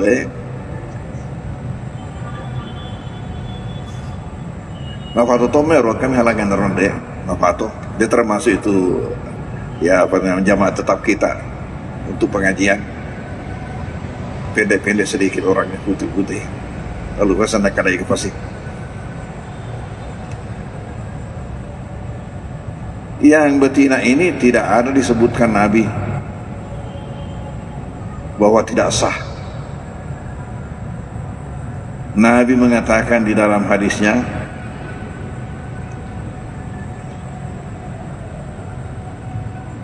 arba'un la tujazu fil adahi. Ada 4 sifat pada hewan itu sehingga tidak boleh dikurbankan.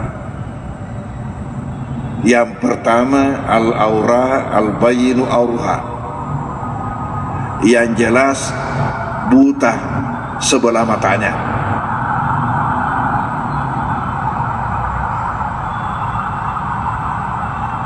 Wal maridatu al-bayinu maraduha, yang kedua yang jelas sakitnya.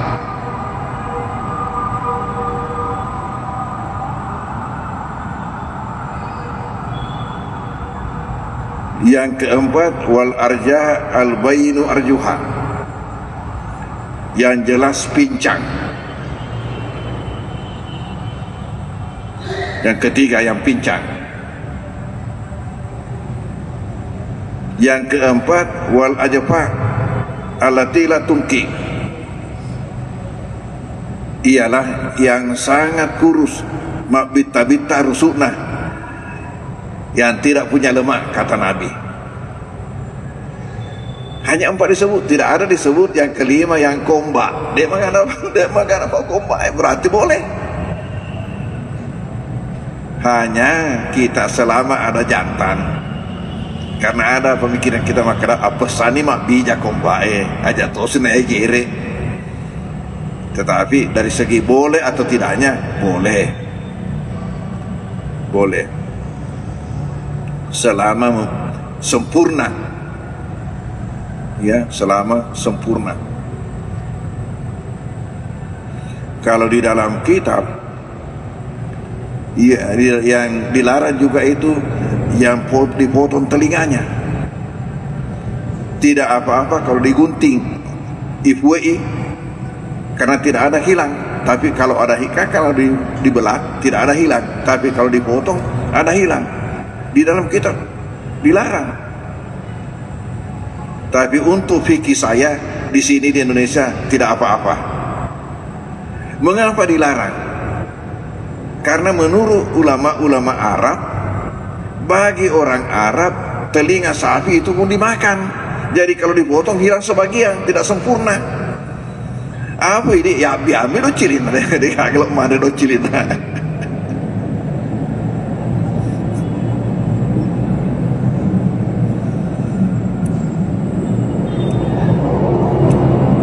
Mau dengar ceritanya Dr. Mustabin waktu sama-sama kami di Kairo. Kita tinggal di asrama Azhar. Di situ kita dikasih sarapan pagi, makan siang, tidak ada makan malam. Jadi untuk makan malam SDM, selamatkan diri masing-masing.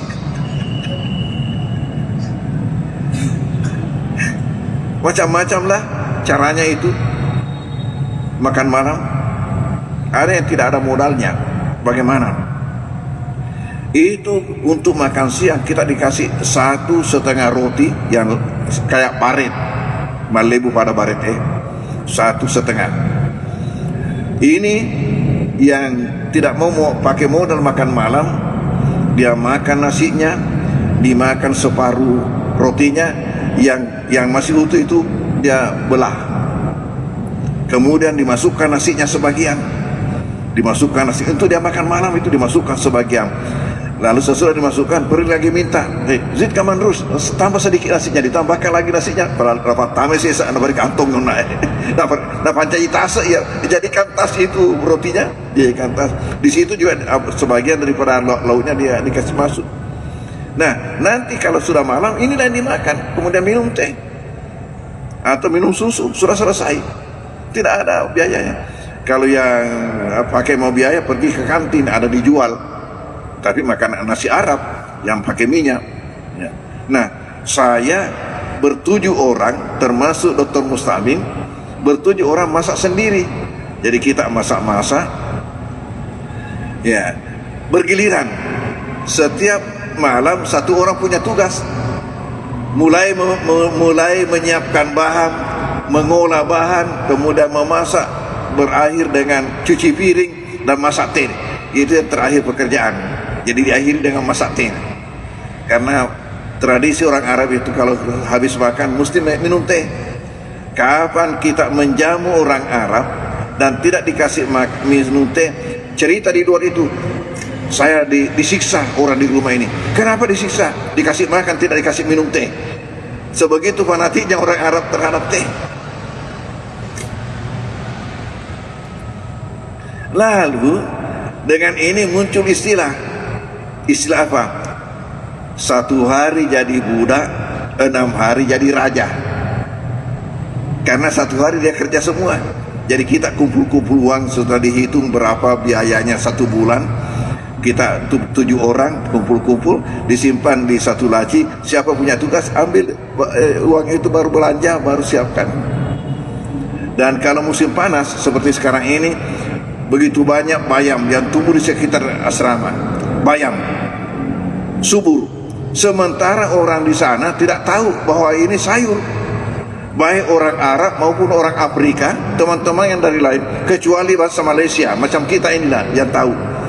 Jadi yang punya tugas kalau musim panas begini, setelah salat asar turunlah di sekitar itu, kasih bawa kantong hitam, kasih masuk. Nanti orang Afrika atau orang Mesir, orang Arab datang tanya, apaan kamu di situ? Dijawab, ada kelinci, ada kelinci, mau dikasih makan kelinci, padahal kita yang mau masak sayur. Nah, suatu ketika salah seorang teman ini mengatakan, kalau saya rasa-rasa ini sudah seperti orang Arab, kuatnya makan. Bicara macam ini tidak boleh didengar macam Dr. Mustamin. Mustamin Arsyad tidak boleh mendengarkan kata-kata yang bisa memanas-manasi, terus mengatakan, iya makuto, terus udah iya makuto. Wah, kita yang 5 orang mengatakan, dek naturi sengi kayak tu papada rai galana mandre, kecuali dipertandingkan. Walhasil dipertandingkan. Bagaimana cara dipertandingkan? Dibeli 3 kepala sapi. Ajak mana nak ulu bembe, dia tu nak capu nak ulu bembe. Kepala sapi dibeli 3. 2 kepala sapi untuk yang bertanding, masing-masing 1 kepala. Lalu 1 kepala untuk yang 5 orang ini, yang dewan hakim bersama penggembira. Ya, dimasaklah. Jadi di acara tona itu pandainya orang Arab. Itu tadi kepala bersih betul daripada bulu-bulunya, tapi masih ikut kulitnya, tapi bersih betul. Kemudian dipotong-potong kecil-kecil bersama-sama dengan kulitnya, dipotong bersama itu. Sama kalau kita beli ikan, kepala ikan, potong-potong, masuk 3 juga kantong. Tiba di asrama 3 juga periuk. Selesai, maka masing-masing menghadapi 1 kepala ini yang bertanding. Kita 5 orang, ini dewan hakim, penggembira, kita menyaksikan igana tu pada rai galana mandre.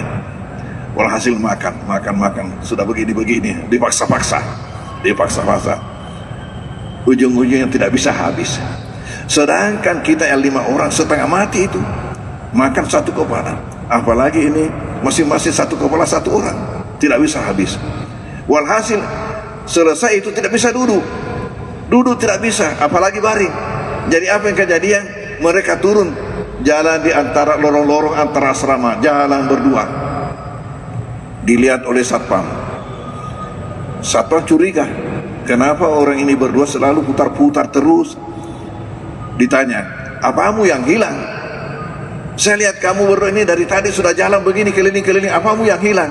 Nasa ini kagak natape, pada toliwas sona.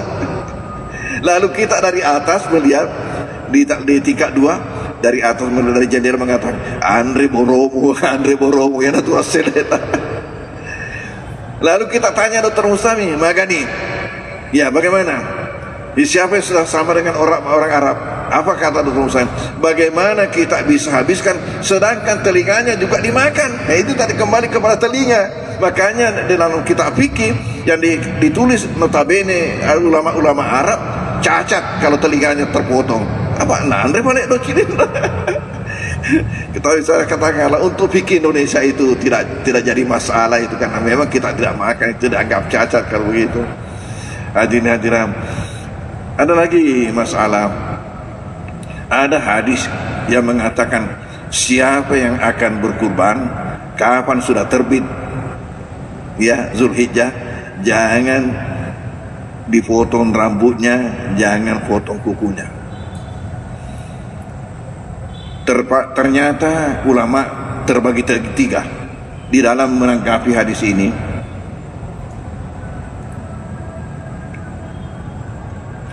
Menurut mazhab Maliki, mazhab Syafi'i dan sebagian dari Hambali, hukumnya makruh. Makruh kita memotong rambut, memotong kumis apa sejak tanggal 1 Zulhijjah kalau kita mau berkurban, termasuk motong kuku. Lalu menurut sebagian Hambali ada yang mengatakan haram itu dilakukan. Jadi mazhab Hambali terbagi dua, ada yang mengatakan makruh, ada yang mengatakan haram. Mazhab Maliki mengatakan makruh, Maliki dengan Syafi'i mengatakan makruh. Adapun mazhab Hanafi mengatakan itu tidak apa-apa, itu jawaz, itu hanya anjuran untuk afdalnya, tapi tidak apa-apa. Alasannya ada hadisnya Aisyah. Hadisnya Aisyah mengatakan apa? Saya yang memintal itu kalung untuk dikalungkan kurbannya baginda Rasulullah. Kemudian baginda yang pasangkan, lalu disuruh potong, dan baginda tidaklah mengharamkan sesuatu yang dihalalkan Allah sebelumnya. Nabi tidaklah mengharamkan ketika itu sesuatu yang memang Allah halalkan sebelumnya, berarti tidak haram. Tidak haram. Jadi ini hanya anjuran untuk afdalnya. Kenapa? Hikmahnya itu katanya supaya itu semua menjadi saksi nanti di hari kemudian terhadap ini yang kita lakukan. Hadirin hadirat, kiranya inilah bahasan kita Pak malam hari ini. Mudah-mudahan ada berkahnya buat kita semua. Lalu ya ada juga yang tanyakan, bolehkah orang mati dikurbankan? Mati itu ya korban. Untuk orang mati itu 3 pendapat. Ada yang mengatakan tidak boleh, ada yang mengatakan boleh kalau diwasiatkan, ada yang mengatakan boleh walaupun tidak diwasiatkan, selama anak itu mempunyai kesanggupan untuk melakukan itu dan mau berbuat bakti kepada orang tuanya. Ya, terserah kita yang mau dilalui yang mana. Tapi saya sendiri pribadi, ini yang ketiga yang saya ikuti. Artinya si anak itu kapan memiliki kesempatan, kemauan untuk melakukan itu tidak jadi masalah. Ya, tidak jadi masalah. Kenapa? Karena adanya hadis Nabi yang mendukung. Hadis Nabi yang mendukung mengatakan apa?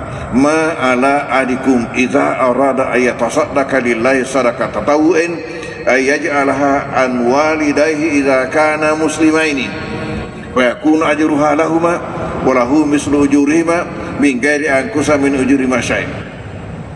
tidak jadi masalah. Nabi mengatakan tidak jadi masalah bagi kalian jika mau melakukan suatu amal-amal sunat karena Allah untuk mengatasnamakan kedua orang tua kalian selama keduanya itu muslim, maka keduanya mendapatkan pahalanya dan kepada kamu juga akan diberikan pahala yang sama dengan diberikan kepada kedua orang tamu tanpa mengurangi sedikit pun daripada pahala keduanya. Kalau begitu dari mana dapat? Pahala bonus dari Allah, pahala bonus dari Allah akibat daripada bakti anak ini kepada orang tuanya. Tandanya sebagai anak yang tahu berbuat bakti kepada orang tuanya, yang ingat orang tuanya lalu mau berbuat kebaikan atas nama orang tuanya. Jadi itulah maka saya ikuti di pendapat yang ketiga, bahwa walaupun tidak diwasiatkan, tapi manakala anak itu memiliki kemampuan untuk masage naik sogi, ya agak salah anak ya melakukan perbuatan baik yang sunat untuk orang tuanya. Dan Nabi mengatakan didapatkan keduanya pahalanya selama muslim. Hanya kalau tidak muslim itu tidak jadi. Wallahu a'lam bishawab. Bismillahirrahmanirrahim. Sallallahu alaihi wasallam. Allahumma anfa'na bima 'allamtana wa 'allimna ma yanfa'una warzuqna ilma yanfa'una. Allahumma ij'alna minal ladzina yastami'una al-qawla fattabi'una ahsana. Allahumma arinal haqqa haqqan wattiba'na al batila wa sallallahu alaihi wasallam. Al-Fatihah. A'udzu billahi minasyaitonir rajim. Bismillahirrahmanirrahim. Bismillahirrahmanirrahim. Maliki yaumiddin. Iyyaka na'budu wa iyyaka nasta'in. Ihdinas siratal mustaqim. Siratal ladzina an'amta 'alaihim waladdallin. Amin. Wassalamualaikum warahmatullahi wabarakatuh.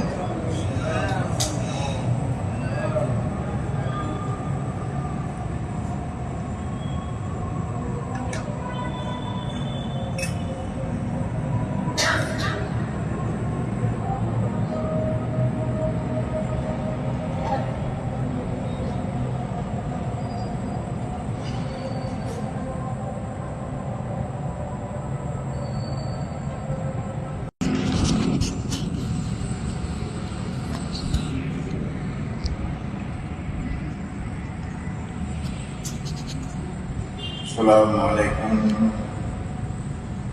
warahmatullahi wabarakatuh.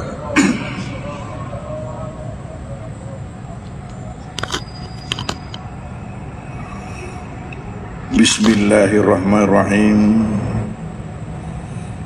Alhamdulillahi rabbil alamin. Wassalatu wassalamu ala asyrafil anbiya'il mursalin Sayyidina Muhammadin wa ala alihi wa ashabihi wa atba'ihi ajma'in.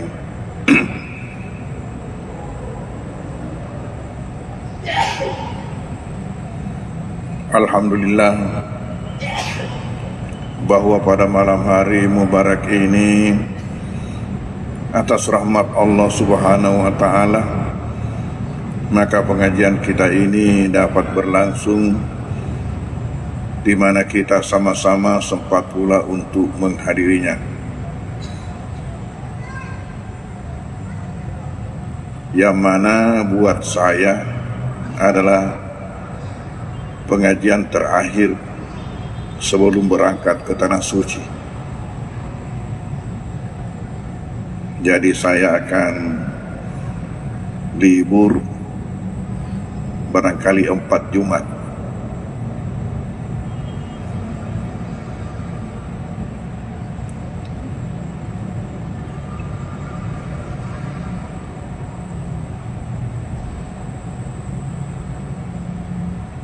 Mudah-mudahan nanti ada yang bisa menggantikan, mengisi acara ini, karena yang penting di sini yang pertama ialah karena adanya ini ibadah. Itu jangan pernah kita lupa bahwa ini adalah suatu ibadah yang sangat tinggi nilainya. Jadi kita yang rajin mengikuti macam ini, itu kita mengumpul, tidak terasa itu, tidak terasa. Tak bangkangi matu sorimondi, kaget nanti. Dari kemudian ketika Tuhan memperlihatkan semua kayak kemarin boleh. Waseleh nafatu memasuki pengajian ini, dan yang lainnya lagi.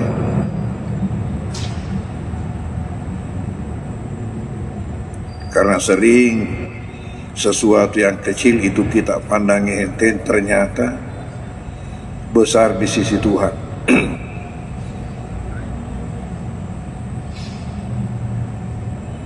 Makanya saya sampaikan bahwa sesuatu itu baik atau buruk jangan kita remehkan, jangan kita pandang enteng karena kecilnya menurut anggapan kita.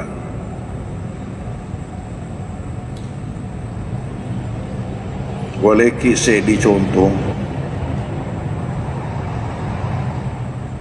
ada masjid yang tidak memberikan kesempatan orang salat sunat sebelum maghrib. Nah, pandang enteng ya ro duan rakang yolona mangharibia. Padahal jelas-jelas hadisnya tidak kurang dari 5 hadis yang menunjukkan adanya salat sunat sebelum maghrib. Hanya ini tidak ada di dalam hadis paket 12. Tidak ada disebutkan. Tetapi secara tersendiri banyak hadisnya, itu saya katakan tidak kurang dari 5 hadis yang menyebutkan adanya salat sunat sebelum maghrib. Mungkin karena tidak ada dalam paket 12 itu sehingga orang ada yang menganggap enteng. 2 rakaat. Tetapi tanpa terasa yang 2 rakaat ini berapa jadinya kalau sudah 1 tahun.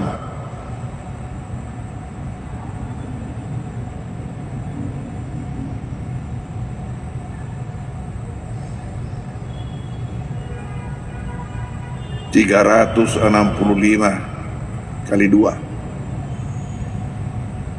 300 kali 2 600. 65 kali 2 130. Jadi 600 tambah 130 730. Maka sedih der sedih tak don rakami tasuni don rakatasun ni dan ireke. Tapi kalau kita coba-coba hitung, jadinya 730 rakaat dalam 1 tahun. Bagaimana kalau sudah 10 tahun? Bagaimana kalau bini? Mabela, no cak bela, imundri. Gede mau bugawi. Ini satu saja contoh.